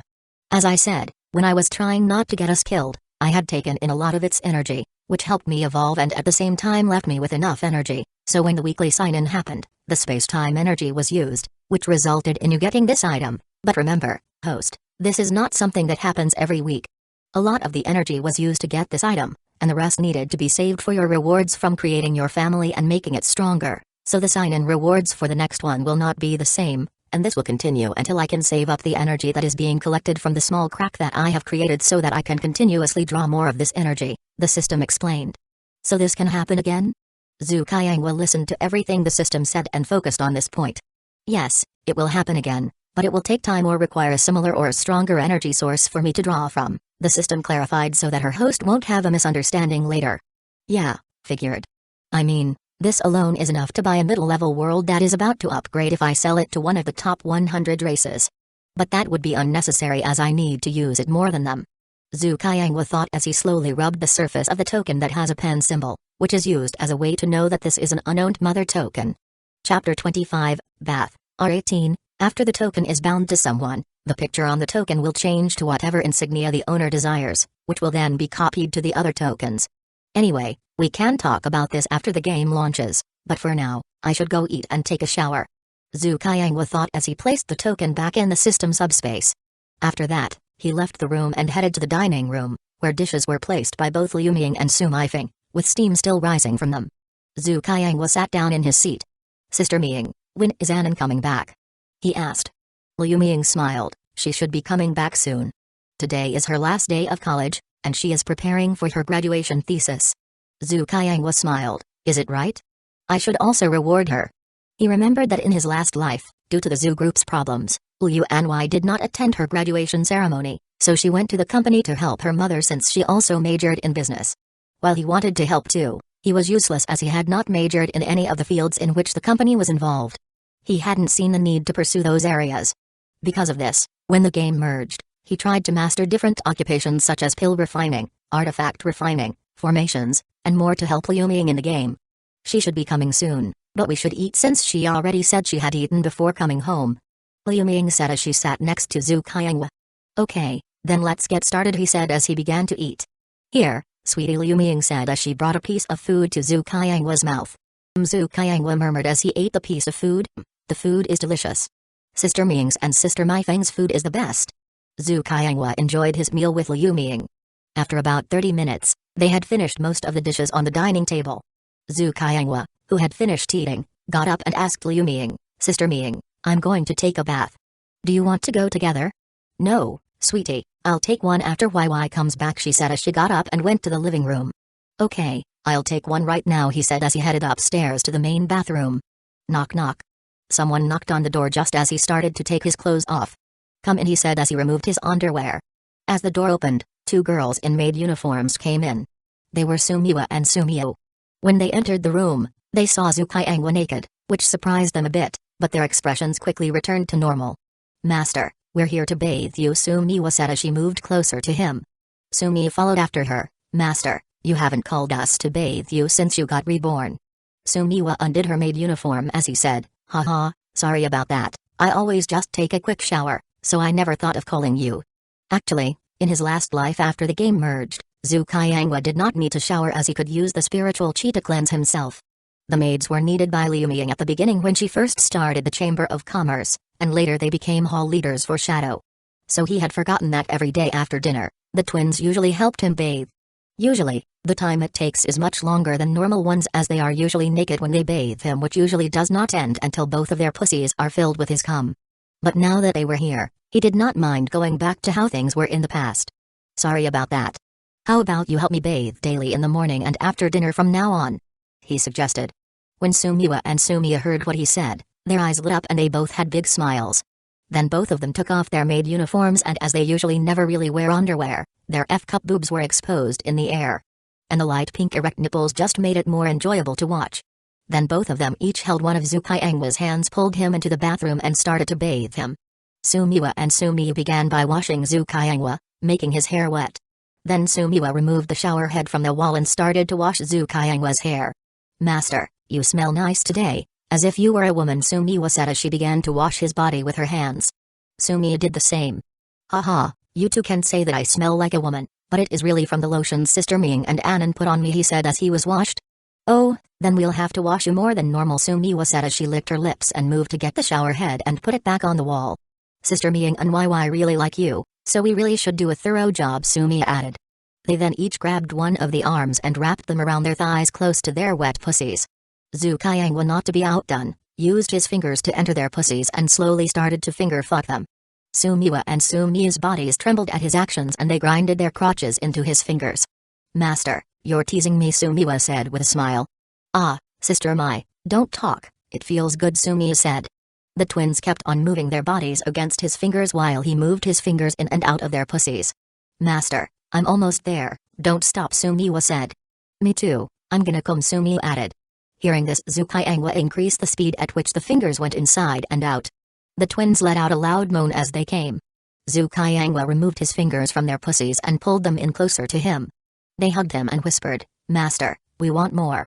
Chapter 26, Bath 2, R18. With that said, both of them started to kiss him as they moved one of their hands to start stroking his cock. As one of them was kissing him, the other began to go down and start licking his balls. And as Sumi started to suck and play with one of his balls in her mouth, He began to play with Sumiwa's clit with one hand while fondling her boobs with his other hand. "Master, your hands, they are so good," she moaned. The twins continued to stroke Zukaiangwa's cock, slowly going up and down. After a few minutes, he felt like he was about to come, so he signaled Sumiwa, who was still kissing him passionately. She already knew what was happening because of the spasms from his huge dick bent down along with her twin. They used their hands to stroke his dick with more passion until Zukaiangwa gave out a low grunt. Zukaiangwa then ejaculated his hot cum all over the faces of the twins without any restraint. Ha, master, your cum is so hot and this is so much," Sumiwa said. "Yeah, this is a lot of cum," Sumiwa added. Sumiwa took Zukaiangwa's dick, which was still letting out spouts of cum, brought it to her mouth, and started to lick it clean.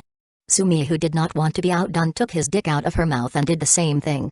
As they licked and sucked his cock, Zukaiangwa reached down with his hands and started to stroke their hair. The twins noticed his actions and were overjoyed. "Master, you are so good to us," Sumiwa said as she kissed the tip of his dick. Sumiwa followed suit. "Master, we want more," Sumiwa said as she turned on the overhead shower without removing the shower head from the wall. When they did that, the headbands that used to be dry became dirty with some cum spilled over when Zukaiangwa came, now become the first thing that was touched by the water from the shower head. Seeing this, both of them removed them, and at the same time Sumiwa, who still had the hair tie from her braid, removed it and tossed it outside the bathroom without caring where it went. After this, both Sumiwa and Sumiya stood with one of their hands placed on the wall while the other one was widening their pussies with a shower head and arched up their asses toward Zukaiangwa, who was behind him, to show him where to put his erect dick. After seeing this, Zukaiangwa put his dick in Sumiwa's wet and warm pussy. He moved forward and thrust his dick hard into her while using his hand that was closest to Sumiya. He finger-fucked her with the same rhythm as his dick, making the twins to moan as they continued to feel the warm water flowing from the shower head. "Master, you're so good," Sumiwa moaned. "Master, but I want your dick, not your fingers," Sumiya moaned. "Patience, Sister Miu, I will get to you after your sister," Zukaiangwa said in a comforting tone. I can't take it, I'm gonna come," Sumiwa said. "Ah, master, don't come in, my sister, I want your cum," Sumiya said. Then, "Master, I'm coming," Sumiwa yelled. "Me too, I'm coming," Sumiya yelled. As Sumiwa was coming, Zukaiangwa put his dick out of her pussy and then placed his dick in Sumiya's pussy and used the hand that was holding Sumiya's waist for momentum to push her hard against the shower wall. "Ah, master, your dick is so big," Sumiya moaned. Zukaiangwa continued to fuck her hard against the wall while his other hand played with her clit and erect nipples. "Master, I'm almost there, don't stop," Sumiya said. "I'm almost there too," Zukaiangwa said. "Ah, master, I'm coming," Sumiya moaned. "Ah, I'm coming," Zukaiangwa said. Sumiya, who came and at the same time felt the hot cum entering her pussy, felt her legs give away and they started to slide down the shower wall, but Zukaiangwa was able to support her because when he came he grabbed both of the hands and brought them over her head and held her. "Ah, master, you are so good to me," Sumiya said as she was still being held by him with the shower on, the water washing away some of her sweat and cum that was left over from the earlier ejaculation. Pop! With a small pop sound, Zukaiangwa, who still felt that he could go for another round, took his dick out of Sumiya's cum-filled pussy. He then turned to Sumiya and brought her to a similar position to Sumiya, except this time she was not facing the wall but Zukanandwa. Both of their nipples were touching each other. He then used one of his free hands to grab his dick to redirect it toward her pussy. Once he knew that his tip entered, he removed his hand and wrapped it around her for support. Then, without giving any warning to Sumiya, he trusted his entire dick into her pussy with full force. "Ah, master," Sumiya moaned. "Sister Miwa, your pussy is so tight," Zukaiangwa grunted. Hearing this, Sumiya could not help but feel turned on and her pussy started to get wetter. Then Zukaiangwa started to fuck her while pushing her more into the wall for more support. "Master, this feels so amazing," Sumiya moaned. Zukaiangwa was thrusting hard into her pussy. After a few minutes, Zukaiangwa felt her pussy tighten more than usual. "Sister Miwa, are you close to coming?" Sumiya, who was feeling a little overwhelmed from the intensity of the fucking, as if her voice box was broken, could only nod to respond. He then sped up the thrusting so that she can come in more intensity. "Master, I'm going to come," Sumiya moaned. As she came, Zukaiangwa stopped for a moment so that he could adjust to the new tightness and then began to thrust again. As soon as he did, she felt the same feeling of pleasure come again. "Ah, master, I can't take it anymore," Sumiya said as she felt her body lose power to even stand. But because she was stuck between a wall and Zukaiangwa, who was still thrusting with full force, she did not need any energy to support herself. Chapter 27, time skip again. But because she was stuck between a wall and Zukaiangwa, who was still fully thrusting, she did not need any energy to support herself. and Zhu Qiangwa continued to fuck her for a few minutes until he came with a grunt. Zhu Qiangwa released his cum into Sumiwa's pussy. Sumiwa, who felt him come, also came. Once Zhu Qiangwa felt he had fully ejaculated, he pulled his dick out and let Sumiwa slide to the ground on her knees. "Master, that was good," Sumiwa said as she rubbed her lower abdomen slowly. After a minute, when they felt their energies return, both ladies resumed helping Zhu Qiangwa bathe. Zhu Qiangwa also assisted them, and all three washed each other. After about 10 minutes, they all emerged from the bathroom, naked. The ladies had towels with them, which they used to dry off Zhu Qiangwa while he playfully squeezed their buttocks. Zhu Qiangwa then went to the walk-in closet, put on his underwear, and donned a white fluffy bathrobe. The maids wrapped themselves in towels and walked towards the door. Before they could leave, the door opened. It was Liu Ming and Liu Anwei. It seems that we have missed something exciting," Liu Ming said when she saw the twins in their bath towels. "Humphrey." Liu Anwei pouted, clearly dissatisfied. "What is wrong, Anan?" Zhu Qiangwa asked, seeing her expression. He walked up to her and hugged her. "Nothing," she said in a muffled tone as she buried her head in his chest. "No, it's something. Tell us," Zhu Qiangwa insisted. "Why didn't you wait for us to come in together?" Liu Anwei asked. "No reason, I just felt like taking one." "Why, is my little daughter jealous?" Zhu Qiangwa asked with a smile. "I'm not jealous, I'm just being honest," she said in a sulky tone. "Anan, are you not jealous?" he asked again. She looked up at him and said, "Maybe." "What a greedy little daughter," Zhu Qiangwa teased. "Nua," she retorted and buried her face in his chest again.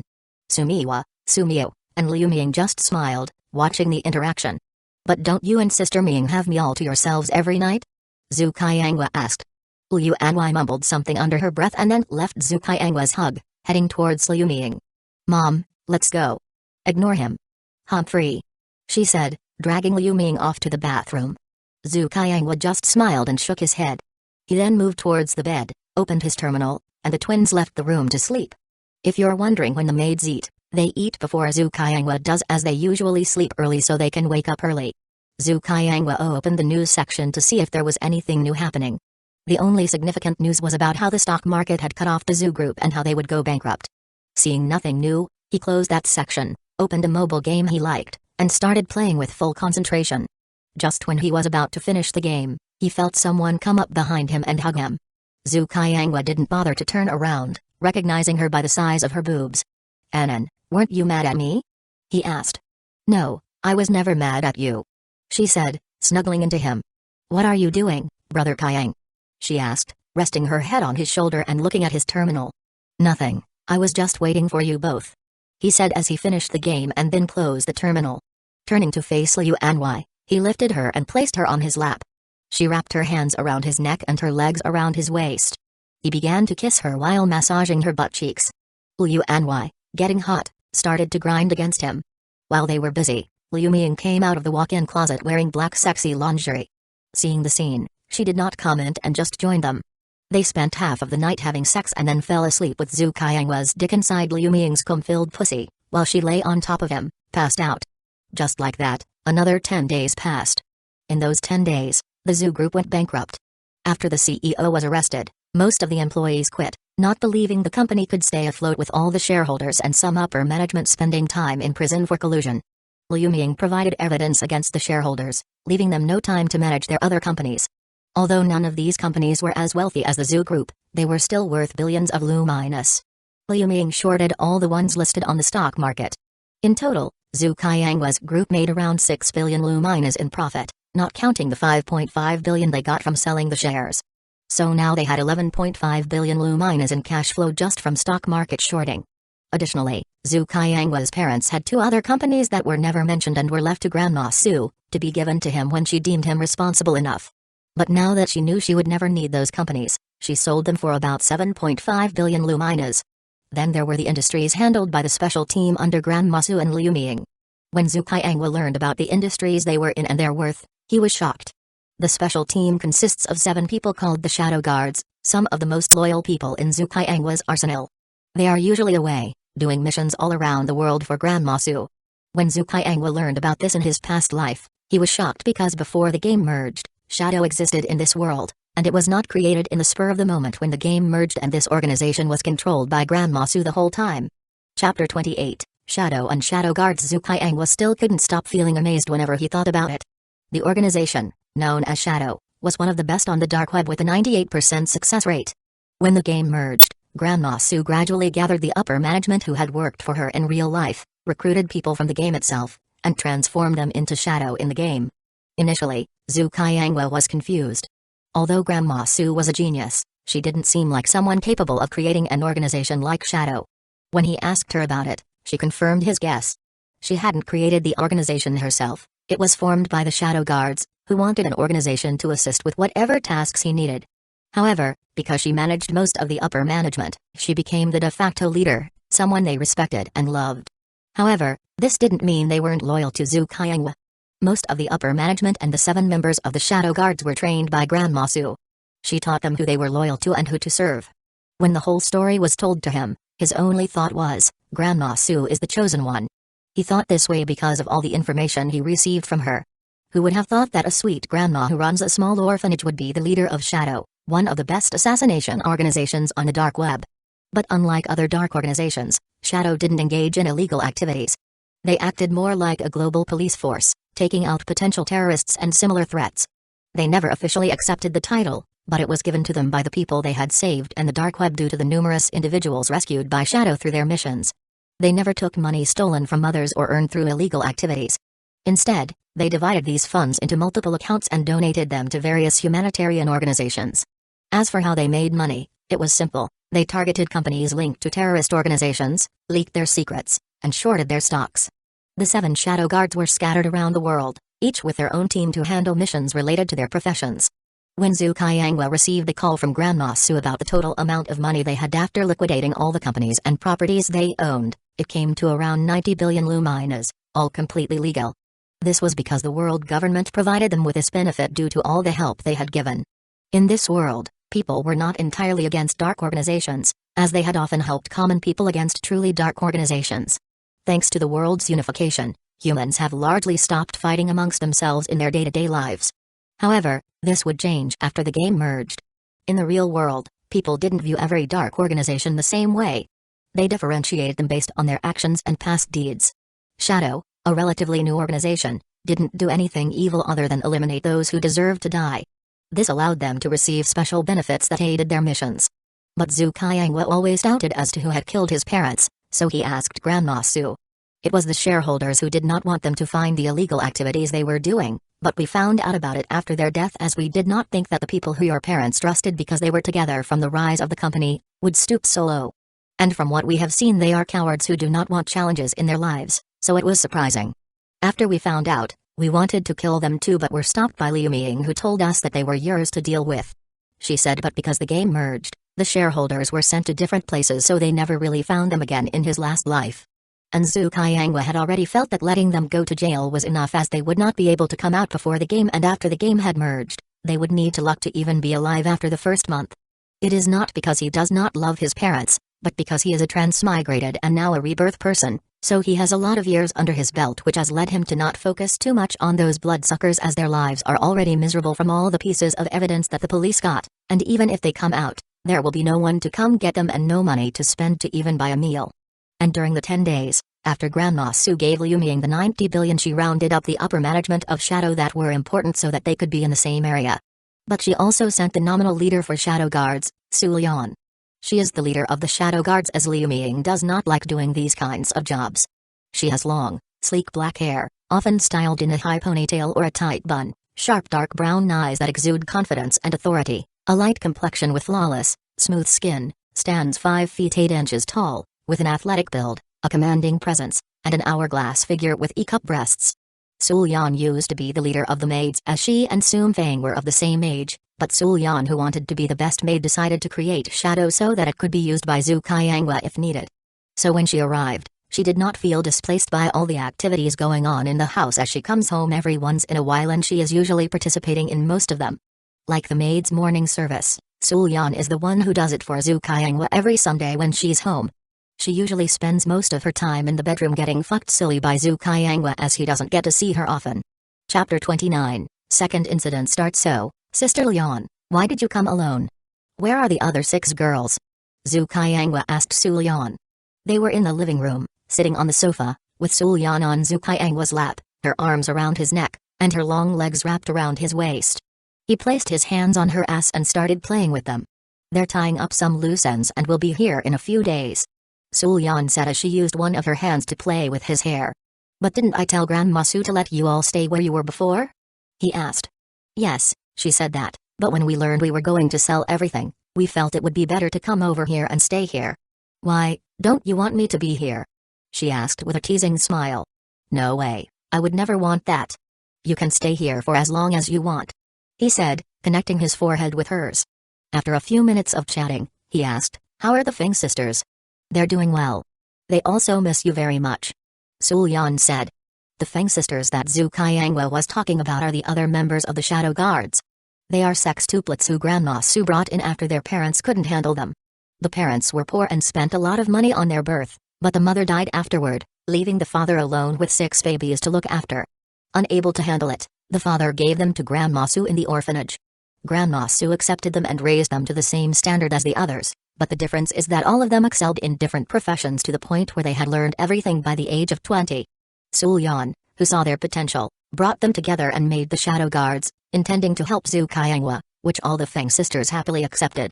Long story short, they became the heads of the 6 branches in Shadow and have their duties to do, but they are still close to each other. Zhu Qiangwa nodded a little absent-mindedly. As today is an important day because this is the day that the announcement regarding the batteries is published by the Wayflower Group. The reason for the delay is the Zhu Group situation. Although the company itself is small and not that interesting, it still involves illegal activities. Due to the world not worrying about other countries starting wars, a lot of military and police power is focused on these illegal and terrorist activities, which has reduced a lot to the point where some people have forgotten what these are. So now there is a case of something illegal happening near them, causing everyone to talk about it. This prevented those who wanted to publish the news about the Wayflower Group from finding an opportunity. Yes, it is not the Wayflower Group that wanted to do this but some other group that wanted to make money from the stock rise after the news got out. Zhu Qiangwa thought it was people from Wayflower who did this, but after using some connections from Shadow, he found out it was a group of billionaires who wanted to profit from this. When he heard this, he was surprised as he thought it was the Wayflower Group that wanted to do something shady with this later. But from Shadow, they saw that most of the shareholders for the Wayflower Group are away on an island with low world contact, so they had no idea about this. So when this happened, the Wayflower Group had no way to deal with it as soon as possible, as the actual controllers were not available. The same thing happened this time. All the shareholders are on a small island with no internet or cell service for a month, and the closest internet or cell service is a day away. While he was thinking about this, he saw a flashing light coming from his terminal, and he knew what that was for. It was the notification for the news website used by those billionaires to publish the news about the Wayflower Group buying the batteries. Zhu Qiangwa removed one of his hands from Sulyan's ass and held the terminal to see the whole article while he put his head on her shoulder for a better view. The article was made by a con artist using the Wayflower Group's official account, which was hacked. It said they have ordered the first batch of yet-to-be-tested batteries. They know this is risky but believe that Zhong Group's products are legit and something they are willing to pay a lot of money to use first. As soon as the article went online, the comments on it were increasing at a fast speed. Most of the comments were about why they didn't announce this before, as they are usually loud about these kinds of deals so they can be ready for any implications. But these comments did not get a response, which further fueled the excitement and confusion of the crowd. Zhu Qiangwa, who knew that there was nothing else important, put his terminal away and patted Sulyan's butt to signal her to get up. But she did not get up. Instead, she tightened her grip so he couldn't get out. Zhu Qiangwa just sighed, wrapped his arms around her waist, got up from the sofa, and went towards Liu Ming's office. Inside, Liu Ming was busy looking at the stock market of both the Wayflower Group and the Zhong Group. Before, when they only had close to 20 billion Lu-, they had decided to put everything in there and get as much as possible. But after they got the cash from Shadow, they decided to put in about 45 billion. Any more would make it difficult to earn anything, as the value of each company itself is around 150 billion. Chapter 30, Second Incident 2. There is also another reason for this. If they put too much money in, the billionaires will notice, cut off this leak, and short the stocks, taking all the money we put in. Liu Ming also used different accounts and told her people to help with this, so each account put in around a few 100,000 Lu-. This will not only make others less suspicious but also make Liu Ming's life easier, as even a small loss in those billions of Lu- is significant, and it is easier to react and cope with the loss if something happens. But that did not happen. as most people were more focused on whether the stock prices for the companies were rising like a rocket and had the possibility of hitting the limit of the stock market for the day. And it did. Zhu Qianghua remembers how both companies reached the upper limit for the day as people invested more money into these stocks, hoping to earn more money after the stock prices stabilized in the future. But that was at the end of the day when the stock market was about to close, and Zhu Qianghua wanted to sell these stock shares that they bought yesterday right before the stock market closed, so people did not see much other than a small spike in stock prices due to the massive influx of money. People just assumed that someone else wanted to put some money in, and there was not much talk about this. Because of that, Liu Ming and her team got the first bite of the catch that the billionaires had laid the bait and net for. And Zhu Qianghua had already warned Liu Ming to sell the shares right before the end of the day when the stock market was going to close so that they could make the most amount of money. Because the whole sham will be revealed by them after the stock market closes through different channels so that the billionaires who wanted to keep this leak for a few days will lose everything. Sister Ming, how are things going?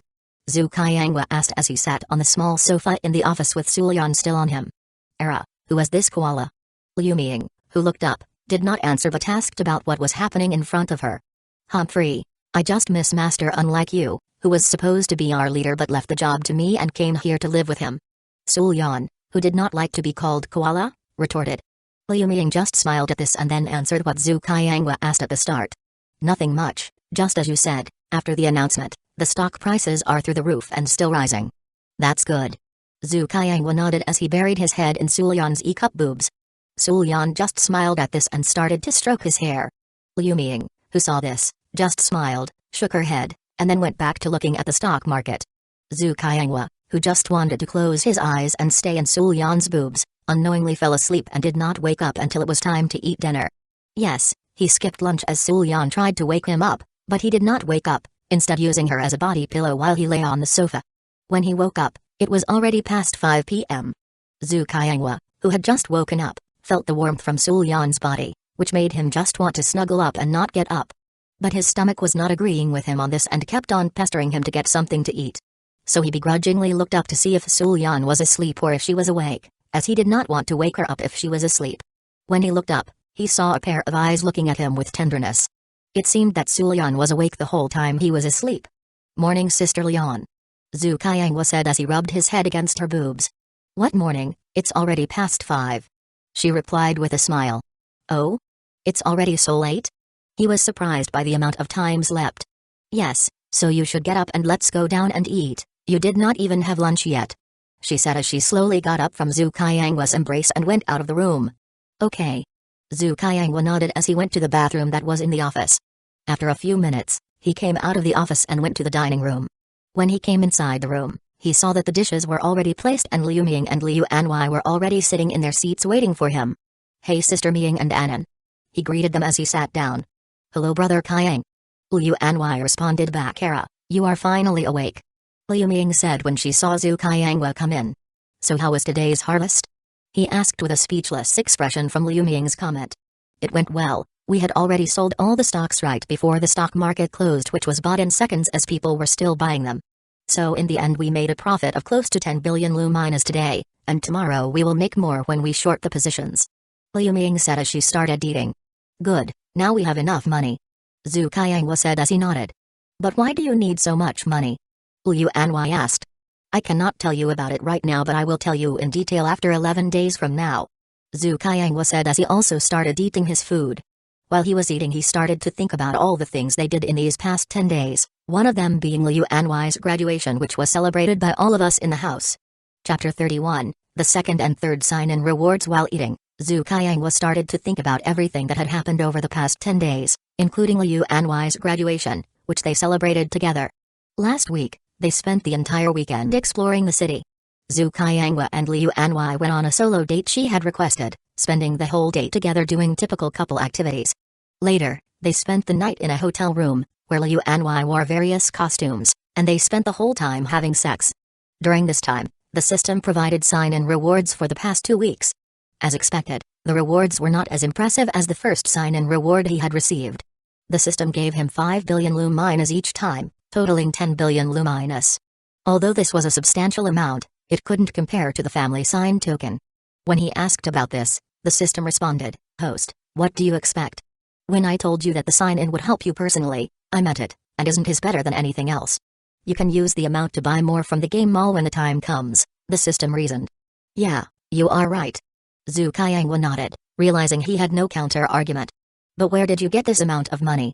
He asked, curious about how the system managed to obtain such a large sum of Lu minus, given the high security around currencies. Oh, I just used the unowned bitcoins around the world. You don't have to worry, I didn't sell all of them at once but sold them gradually over the week. Then, I put it in the reward roulette, which activated when you signed in, the system explained. Oh, what other rewards are there in that roulette? Zhu Qiangwa asked. I cannot tell you that, host, because that would ruin the fun, the system responded instantly. Okay. Zhu Qiangwa gave up, knowing that the system wouldn't tell him if it didn't want to from the start. So now we have 120 billion Lu minus, not counting the money we earn from shorting the Wayflower Group and Zhong Group. After that, we could earn around 160 billion or less, depending on how fast the company responds tomorrow. Zhu Qiangwa thought as he started to plan how to use all of the money. He needed to spend everything in the game mall because, after the game merges, money will lose its value, and spirit stones will become the new currency. Spirit stones are created in areas with concentrated spiritual energy, requiring a lot of spiritual energy to condense into one. These stones are a universal currency in the void and are widely accepted.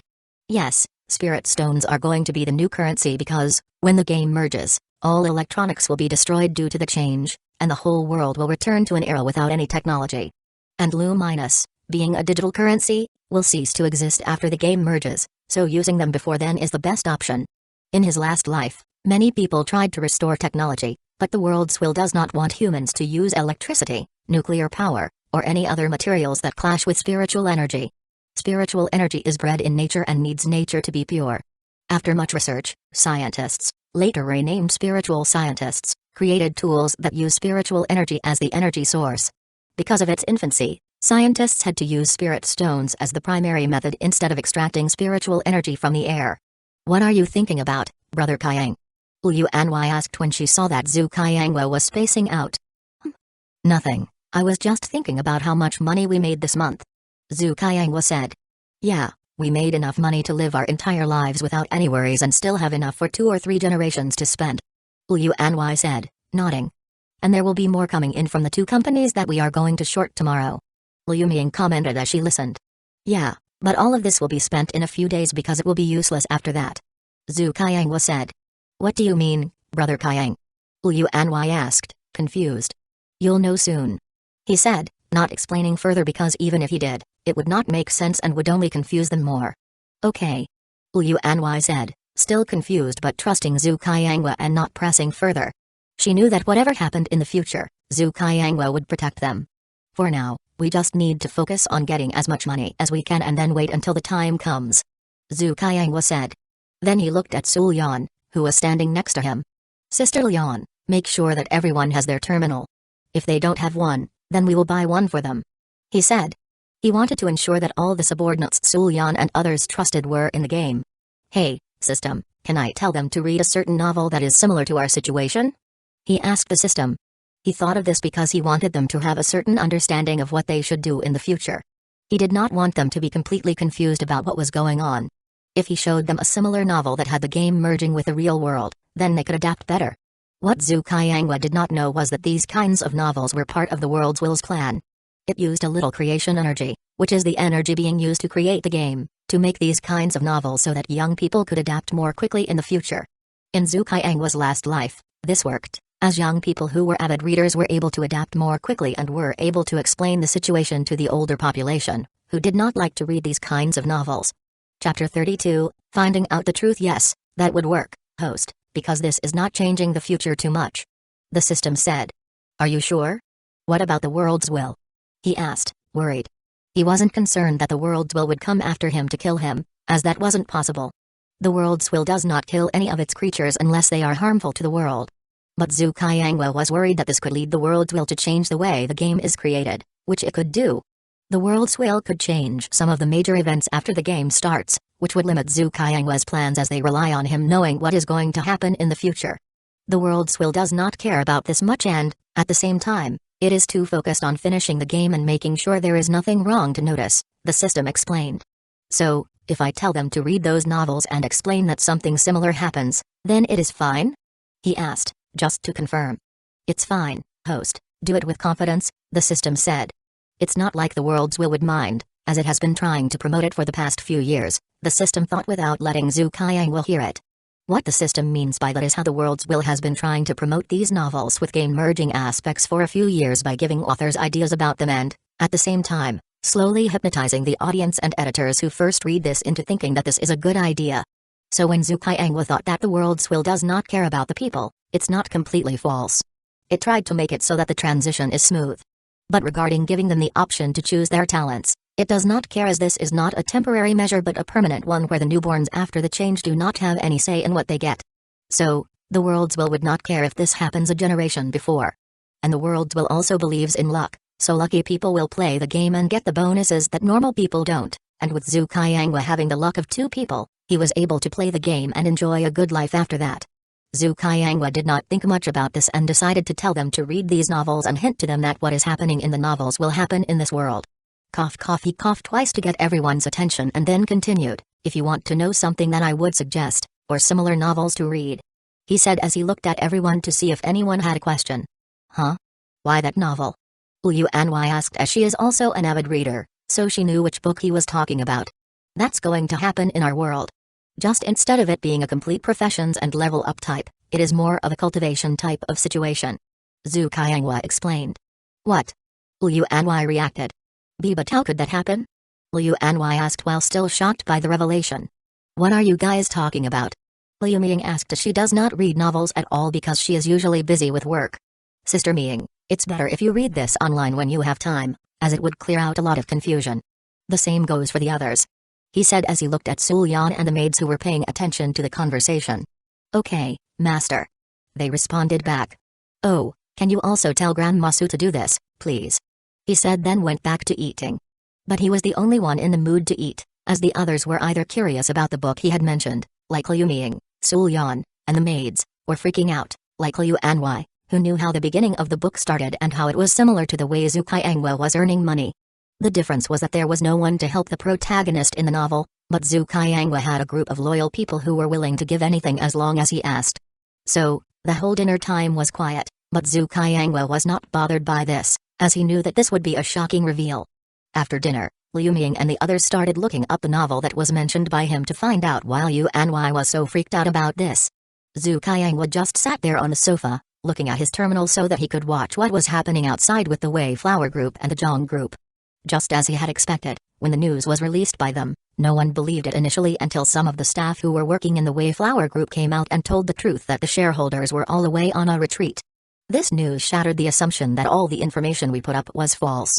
Now that they knew it was true, they panicked because they realized that all of this was done by someone who wanted to rob their money.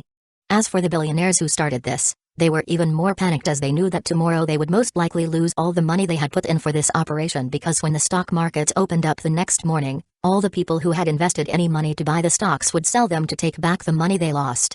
After this incident, both the Wei Flower Group, which might still be afloat, and the Zhang Group would come after them for this so that they wouldn't be seen as the bad guys in front of the public, which could ruin their companies even more. Chapter 33, Second Incident 3. As for them coming after him and his group, Zhu Qiang was not worried as they had used the Shadow as cover. Shadow-sponsored news is usually a really credible source as they had done similar things in the past and were usually right, but if anyone from the billionaire's side or the Wei Flower Group and Zhang Group's side came looking for them, they would be scared as they knew that if they went against Shadow, they would lose everything. This is because every company has some kind of negatives about them, which Shadow can exploit and then short their shares, which basically means a dead end for them. So Zhu Qiang was not worried about that. What he was worried about was if there were any changes from his past life. Even though it should not change much, there are exceptions. But after searching for half an hour, he did not see any news indicating any change from his past life. So he put down his terminal and looked at the ladies in the room to see if they had any questions to ask. But as he had expected, they were still immersed in the novel. Zhu Qiang knew that this would take time, so he just got up and went to take a shower. But this time, without the twins, it was quick. After he came out and wore his usual boxer's underwear and a white fluffy robe, he saw that both Liu Ming and Liu Anhui were in a heated discussion. As he got closer to them, he heard what they were talking about. So why, what do you think about this? Do you think we will have a similar future to the ones in this novel? Liu Ming asked Liu Anhui.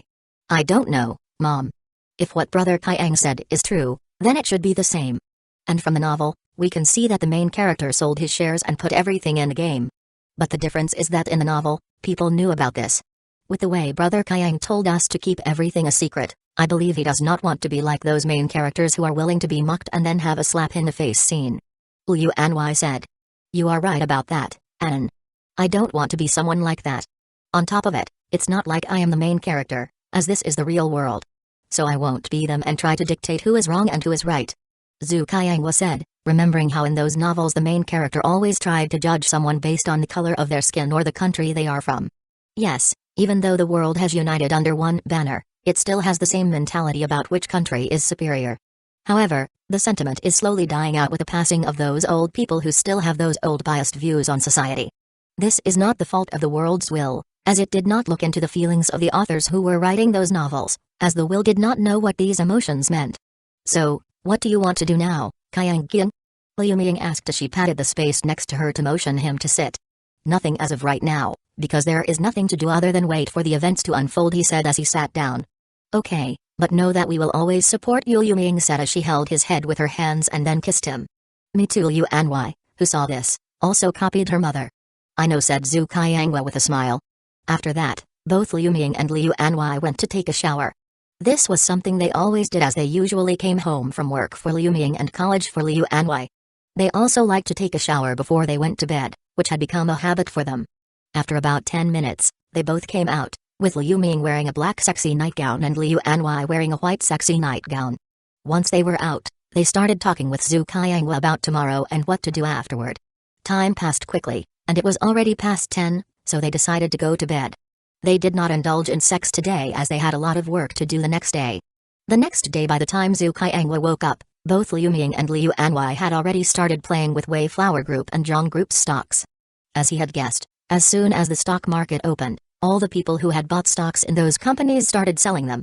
This craze was not only because of the information provided by them but also because Zhong Group put up a formal notice stating that the news regarding the new battery purchase was false and that they would find out who did this and pursue legal action against them.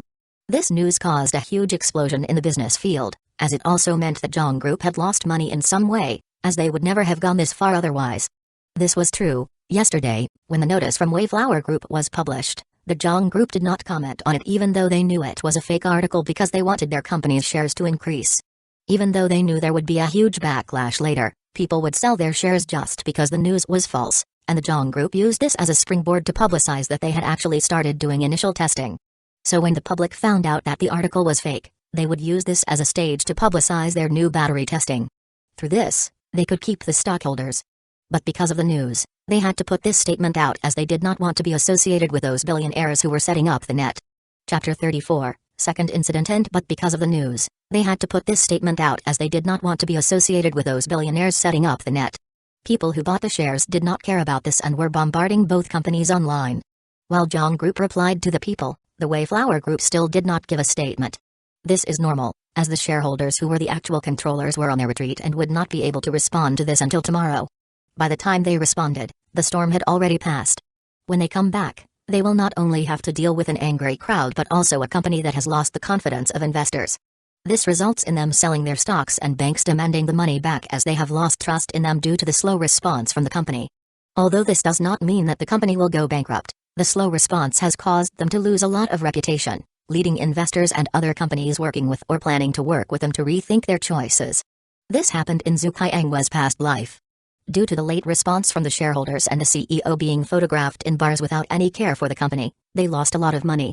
When the shareholders came back a few days later, they were angry and sad as their shares lost a lot of value.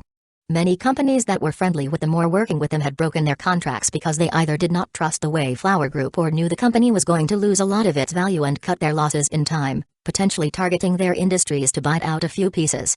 Zhu Qiangwa knew this because it happened to the Zhu Group in both his last life and this life. The only difference is that in their last life, they lost all of their money except for the house they were living in and the few cars in their basement. As for Shadow not helping them, they wanted to but they did not have a good reason to help as Zhu Group was being investigated with one of the shareholders as the main suspect. But they did help with clearing Liu Ming from the fake evidence, but they could not help with the company itself. Even though they wanted to help, if they did, the Zhu Group would be suspected of involvement with Shadow, and enemies who did not like Shadow's way of doing things would come after Zhu Qiangwa and his family. So Zhu Qianghua and Liu Ming lost the company, but now the whole situation changed as Zhu Qianghua and his group made a lot of money these few days, which will be their springboard when the game merges. So now we just have to wait until the new policy change comes in, then we short the Zhang group. Zhu Qianghua thought as he kept looking at the news. After that, he put his terminal aside and went to Liu Ming's office to check how things are going. Sister Ming, how are things going? He asked as he entered the room. Era, you are finally here, she said as she looked up from the holographic monitor. Zhu Qianghua went behind her and hugged her, then looked at the monitor to see the situation. Although he did not know exactly how everything worked, he still had some ideas as Liu Ming usually teaches this to Liu Anwei, and he just listens. Seems like everything is going well, he said while one of his hands grabbed her boobs and then started kneading it.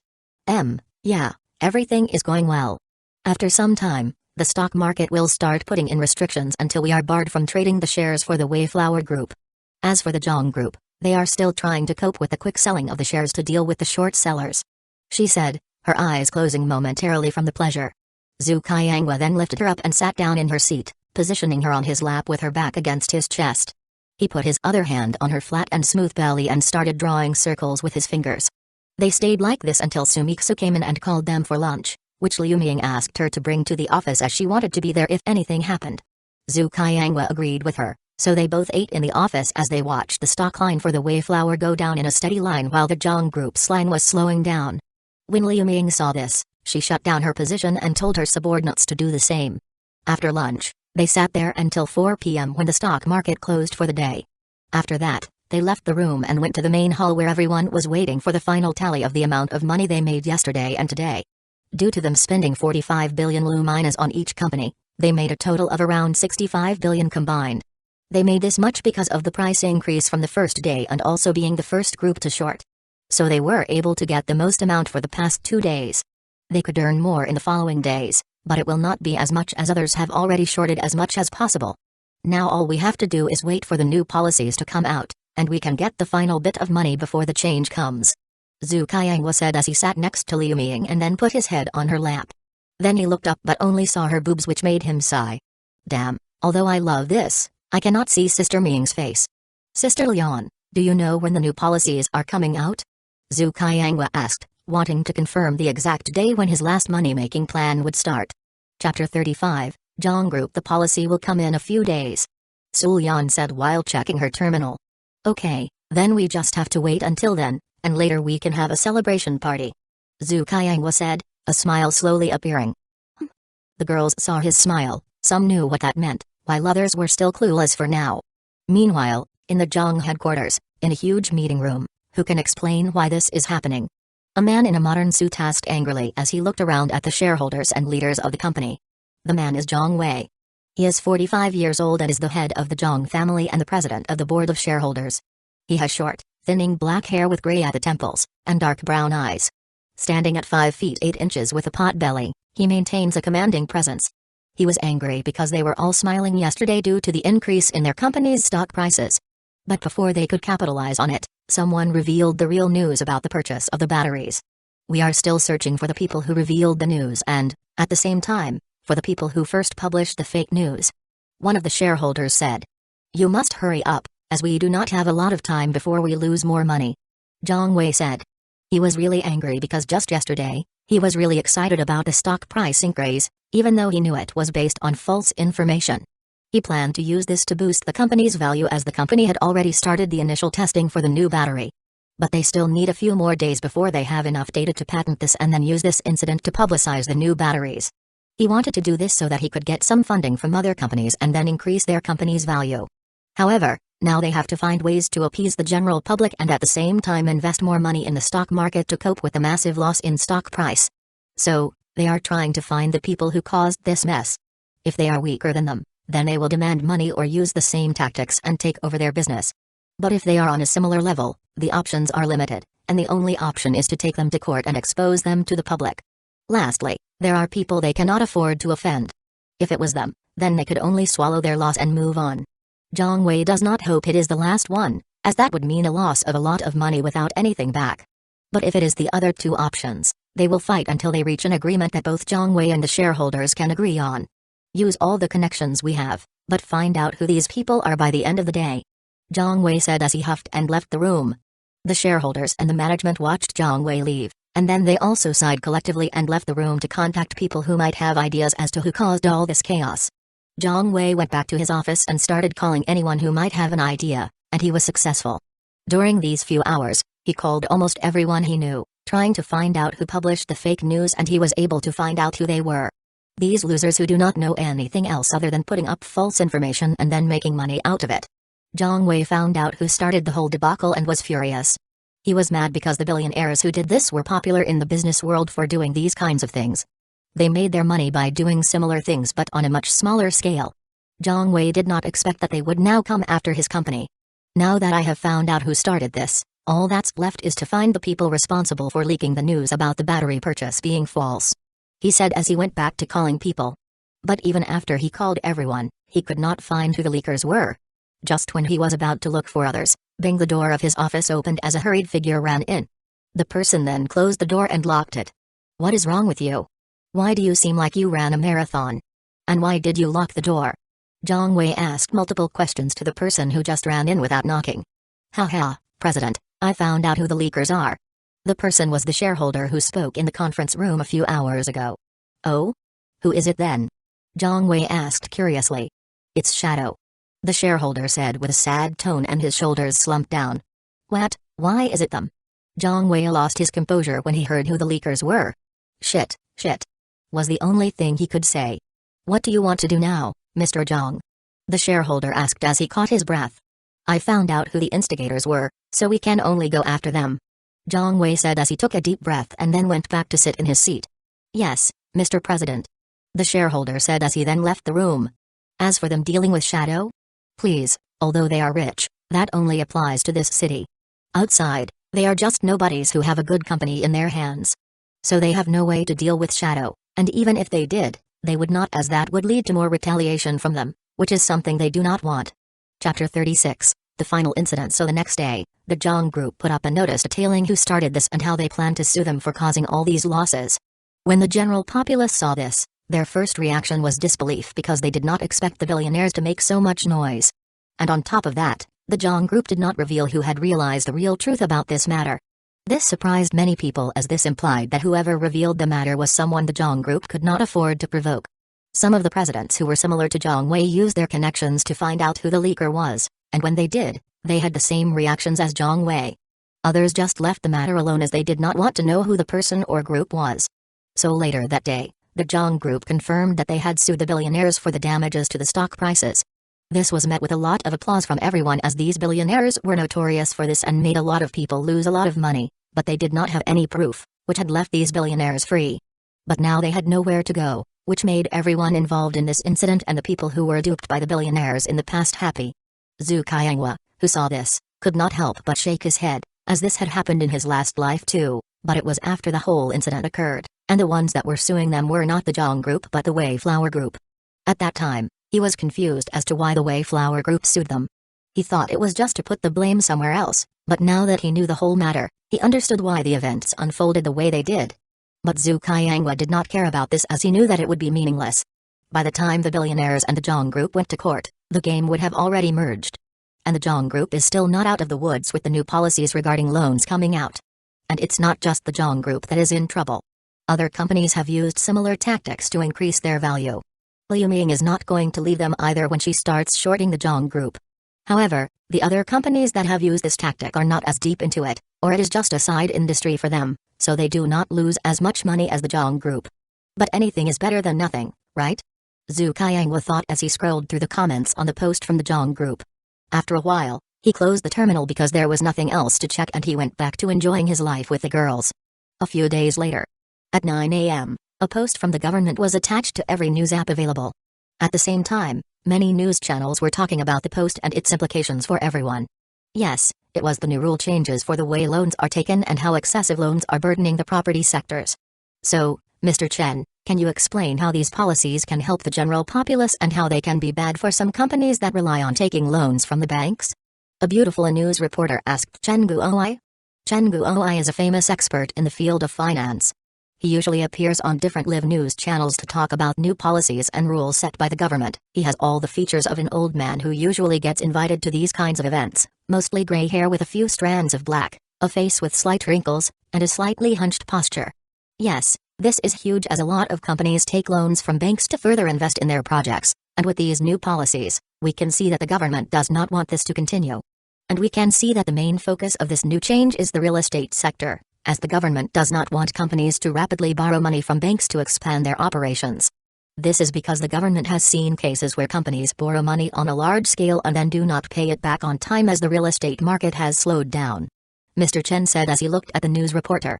So what is the end result of these new rule changes? The reporter asked. It curbs companies from taking too many loans and then spending them on their projects.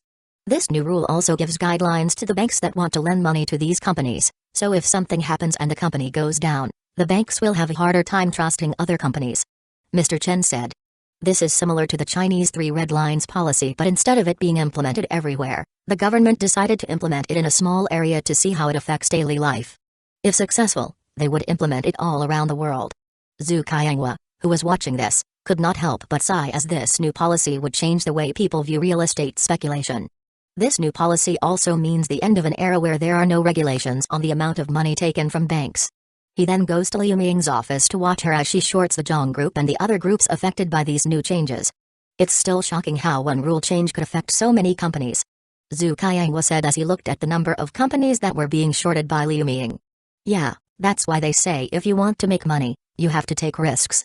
Liu Ming said as she continued to look for any changes. Chapter 37. The final incident end in the Zhang headquarters in the president's office on the highest floor. Boom! A million luminas worth vase was thrown by Zhang Wei. He was furious about the new policies and how they would affect the entire company. The people outside the room glanced in that direction and sighed, knowing the reason for his outburst. Why does this keep happening one after another? Zhang Wei said, clutching his hair in frustration. Just after the incident with the Wayflower Group, I thought the company would improve with the new batteries starting their initial testing. But now I have to deal with these new changes. Why is this happening to me? He exclaimed loudly, pounding his fist on the desk.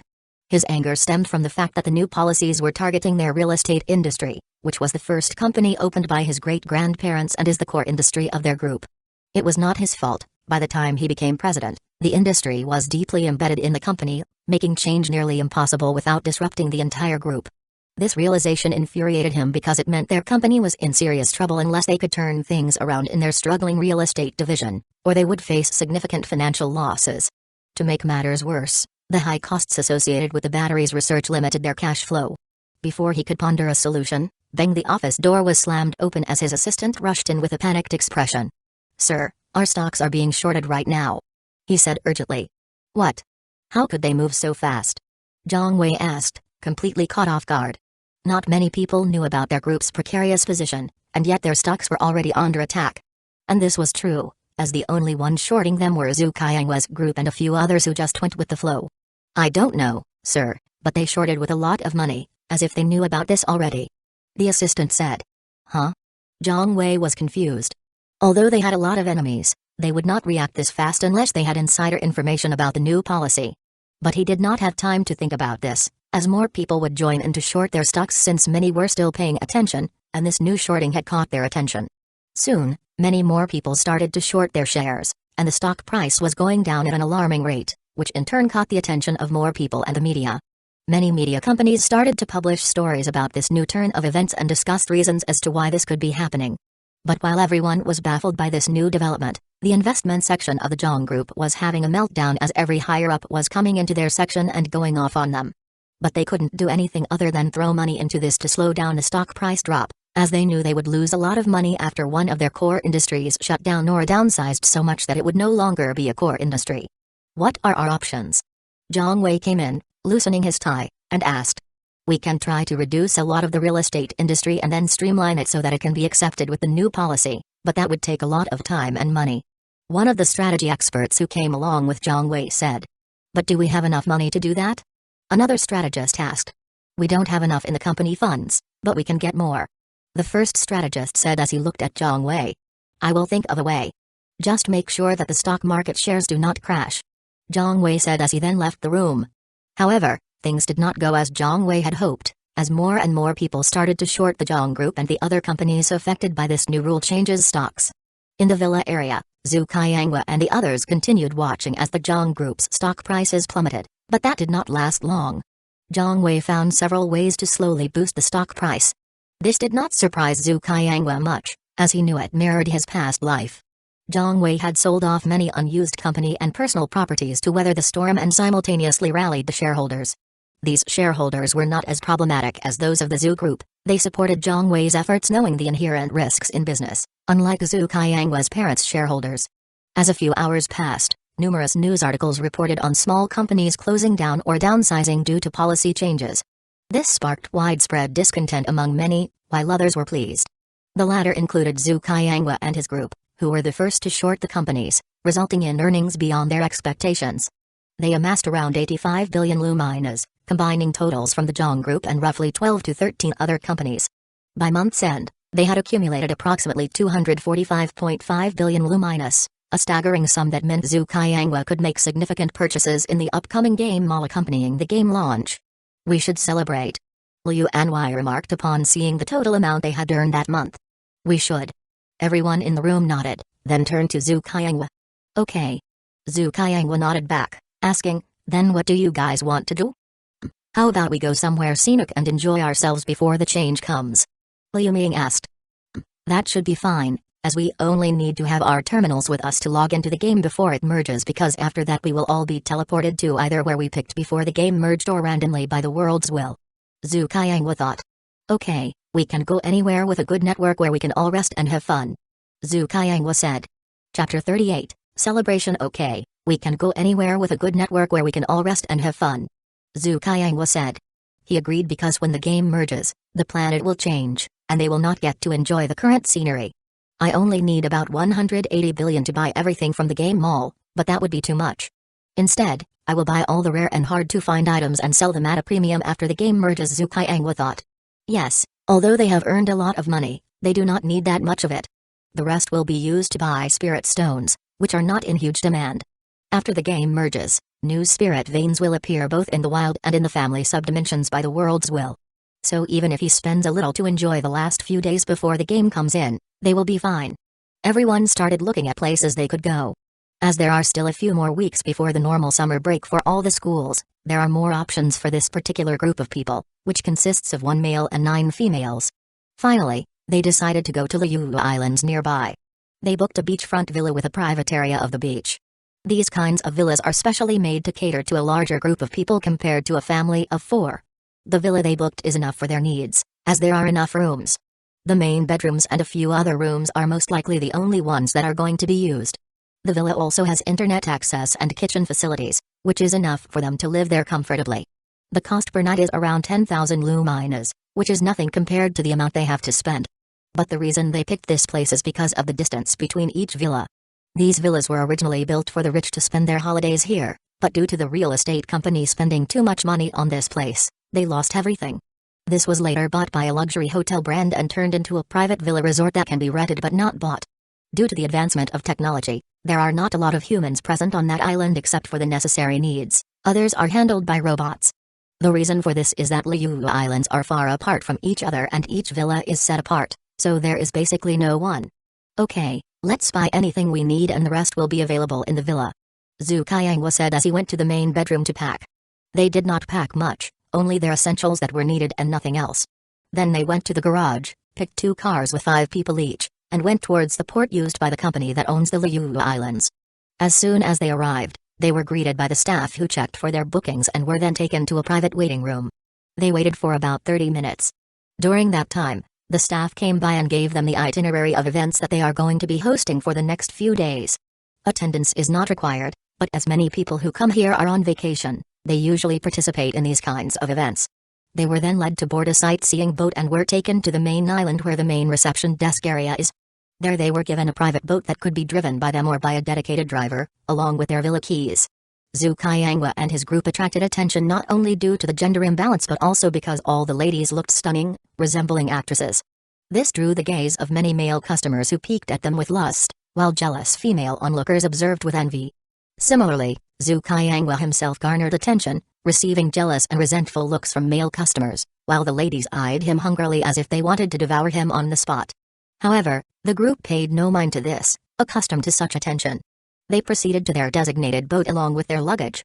A driver awaited them at the pier, offering to drive the boat, but Zhu Qiangwa declined. All the maids knew how to pilot a boat, rendering a driver unnecessary. It took them approximately 20 minutes to reach their villa, as they leisurely cruised along, marveling at sea creatures and the other villas they passed. Upon arriving at the villa, they unpacked and convened in a living room to start their discussions. What were they discussing? They were planning who would spend time with Zhu Qiangwa and at what times. Meanwhile, Zhu Qiangwa was enjoying his time with Liu Anwei, who had changed into a swimsuit. She wore a striking navy blue bikini that accentuated her slender curves. The banda top molded to her chest, enhancing her ample breasts with allure, while the high-cut bottoms showcased her toned legs and shapely buttocks. Her porcelain skin radiated under the sunlight, a captivating contrast against the deep blue swimsuit. With piercing blue eyes brimming with confidence and allure. "This is one of my favorite swimsuits, Brother Qiang. What do you think?" she asked, twirling around to give him a better view. "Beautiful," was all he could say, captivated by her appearance. Liu Anwei giggled at Zhu Qiangwa's reaction. "Let's go swim," she said as she grabbed his hand and led him to the huge swimming pool with a slide and everything. They didn't head to the beach because it was still hot outside, but the swimming pool was perfect. It was shaded by trees that covered the entire backyard, making it a peaceful and enjoyable place to spend time. As for Zhu Qiangwa, he changed into a floral shirt and a pair of swimming shorts while unpacking his belongings. When they reached the swimming pool, Zhu Qiangwa quickly took off his shirt and dove in before Liu Anwei could. "Oh, why did you go before me?" she asked as she dove in after him. Chapter 39, Celebration 2, R18. Instead of answering, Zhu Qiangwa swam behind her and wrapped his arms around her thin waist. Liu Anwei leaned her head back against his chest with a smile on her face. Zhu Qiangwa smiled, and he caressed her stomach under the water. "You're tickling me," she giggled. "Your skin is so smooth and soft. I love the feel of it," he said.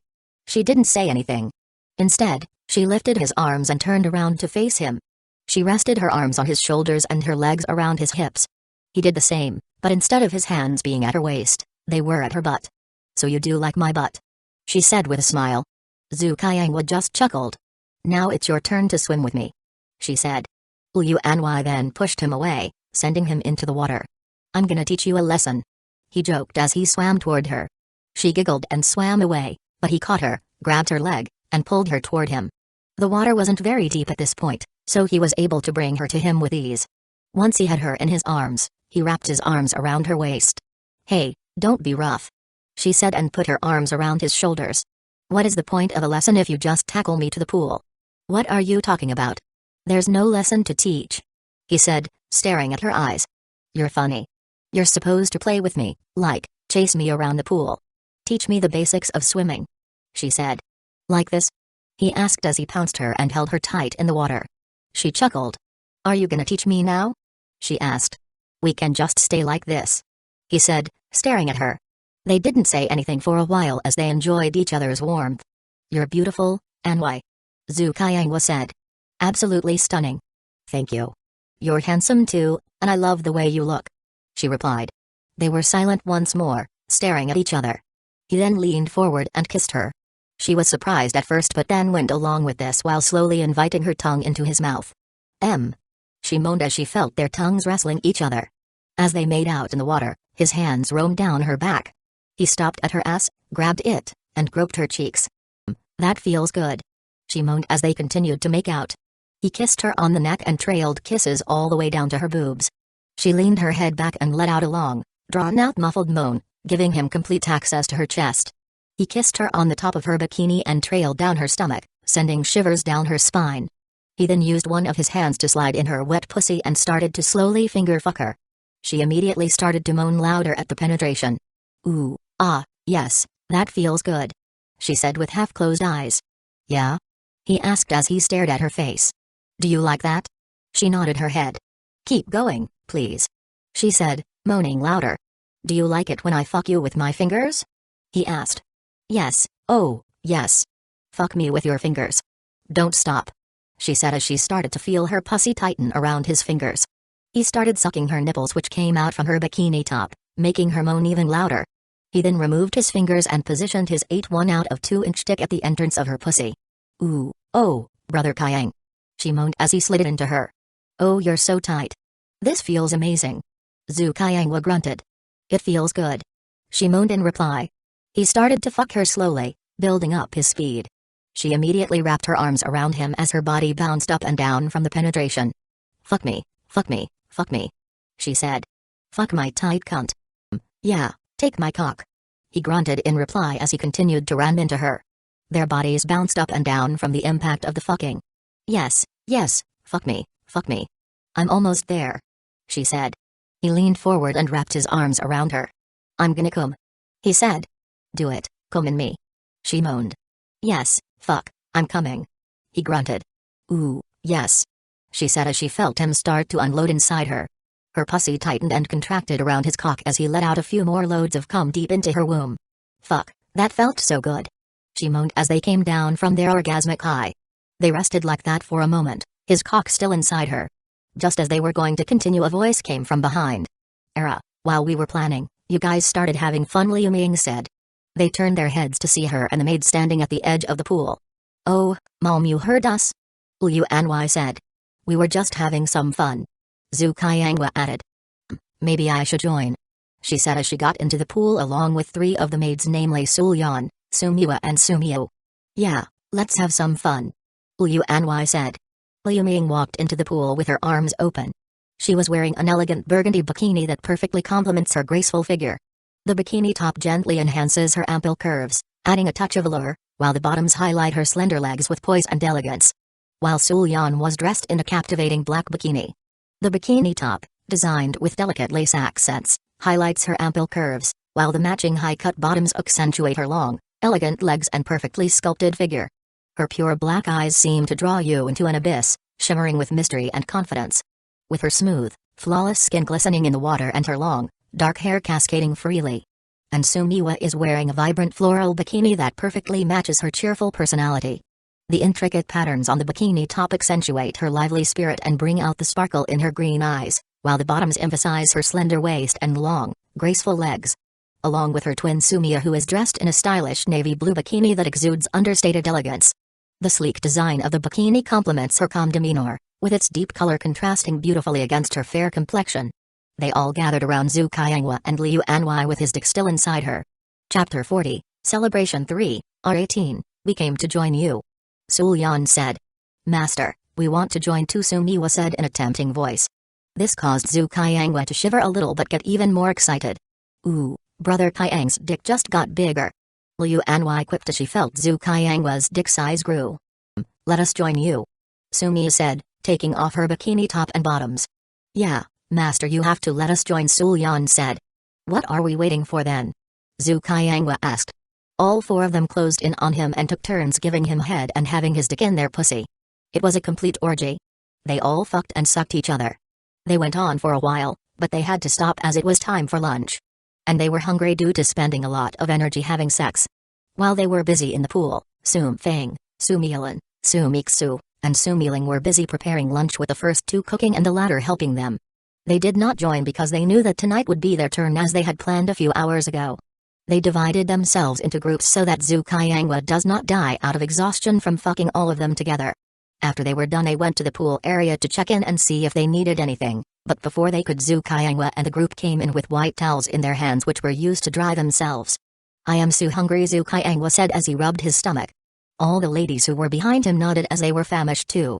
Sum Feng, who heard this, started putting the prepared dishes on the dining table. The food is ready, just waiting to be served, she said. They all started sitting while the maids who did not participate in the first fuck session just now. You guys look like you have a lot of fun, Sumiling said.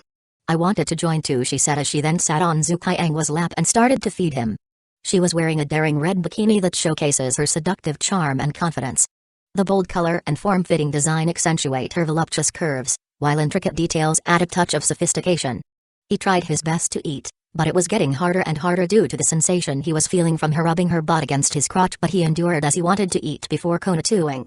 But it was getting harder and harder to do that as he saw the lust in Sumiling's eyes as she fed him, then seeing him not responding, she started mouth-to-mouth feeding. This caused him, who was holding her by her waist, to move downwards towards her juicy ass and started fondling them. And she moaned as she felt the tight grip and then the fondling. Su Miling used one of her hands to free Zhu Qianghua's hard cock from the swimming shorts and then started rubbing it against her clit. "Oh, master, you are so hard," she said as she continued to rub him against her clit. "Master, I want it," she said as she locked eyes with Zhu Qianghua. "Okay," he said as he positioned his dick at the entrance of her pussy. As Su Miling lowered her pussy onto his cock, he slowly guided it into her. "Ooh, oh, it's so big. Ah," she said as his dick slowly went further into her. "Yes, master is big," she said as she moaned from the penetration. Su Miling continued to slowly lower herself with her legs tightly wrapped around his waist and her butt held by Zhu Qianghua, allowing her to be in a stable position to gobble up his whole dick. Once she felt the tip of his dick touching her womb, she moaned and tightened her pussy. "Oh, master, that feels so good," Su Miling said as she started bouncing up and down on his cock. Zhu Qianghua puts more energy in his hands as he strengthens his grip on her ass and starts to speed up the bouncing. "Ooh, master, fuck me," she said as she let him thrust his cock deeper inside her. Zhu Qianghua sped up, making Su Miling moan louder. "Oh master, that feels so good," she moaned as she made an ahijao face as her tongue came out from the violent thrusts. He then catches her tongue with his and starts an intense kissing session while pistoning her with full force without giving her a chance to breathe. "Fuck me harder, master," Su Miling said as she tightened her pussy even further as if to drain all the cum from Zhu Qianghua's dick. After around 10 minutes of intense sex, "I am gonna come soon," Su Miling said as she tightened her pussy, ready to come. Zhu Qianghua feels the sensation in his dick, ready to explode. "Ooh, master, I'm gonna come," Su Miling said as she felt the release coming. "Me too," Zhu Qianghua grunted as his balls tightened and then released his sperm. Su Miling started moaning as she felt the load of cum filling her pussy. Zhu Qianghua fucked his dick into her as his cum poured into her pussy and then into her womb. "Oh, master is coming inside me," she cried as she felt his sperm pouring into her womb. After they had their climax, they started kissing and fondling each other once more. Ahem, but someone interrupted their bonding time. It was Su Feng and she had an angry smile on her face. Both of them knew why this was, so Zhu Qianghua removed his dick from Su Miling's pussy and then got up from the chair with Su Miling still in his arms. He let her sit in his seat while he completely removed his shorts which were getting in the way and made his way towards Su Feng. "I am sorry for wait, Sister Feng," he said as he hugged her tightly and started to make his way towards a bedroom that was nearby. Su Feng was dressed in a chic pastel pink bikini that matches her nurturing aura. The halter top provides gentle support and accentuates her generous bosom, while the bikini bottoms flatter her feminine curves. As they left the room, Su Milan and Su Miksa followed after them as they knew it was their turn to be pampered. Su Milan wore a classic emerald green bikini that highlights her composed demeanor. The bikini's design enhances her graceful silhouette, with subtle ruching and a flattering neckline adding a touch of mystery. And Su Miksa was wearing a stylish white bikini that matches her calm and reserved personality. The high-waisted bottoms and bright white color accentuate her slim figure with understated charm, complementing her platinum blonde hair and fair complexion. They spent until the evening in the bedroom, which has turned into a steamy room filled with the smell of cum and the scents of the maids who were now sprawled around the room with a big happy smiles on their faces. As for Zhu Qianghua, he was lying on top of Su Feng with his head buried in her ample boobs. He fell asleep from all the sex they had during the day.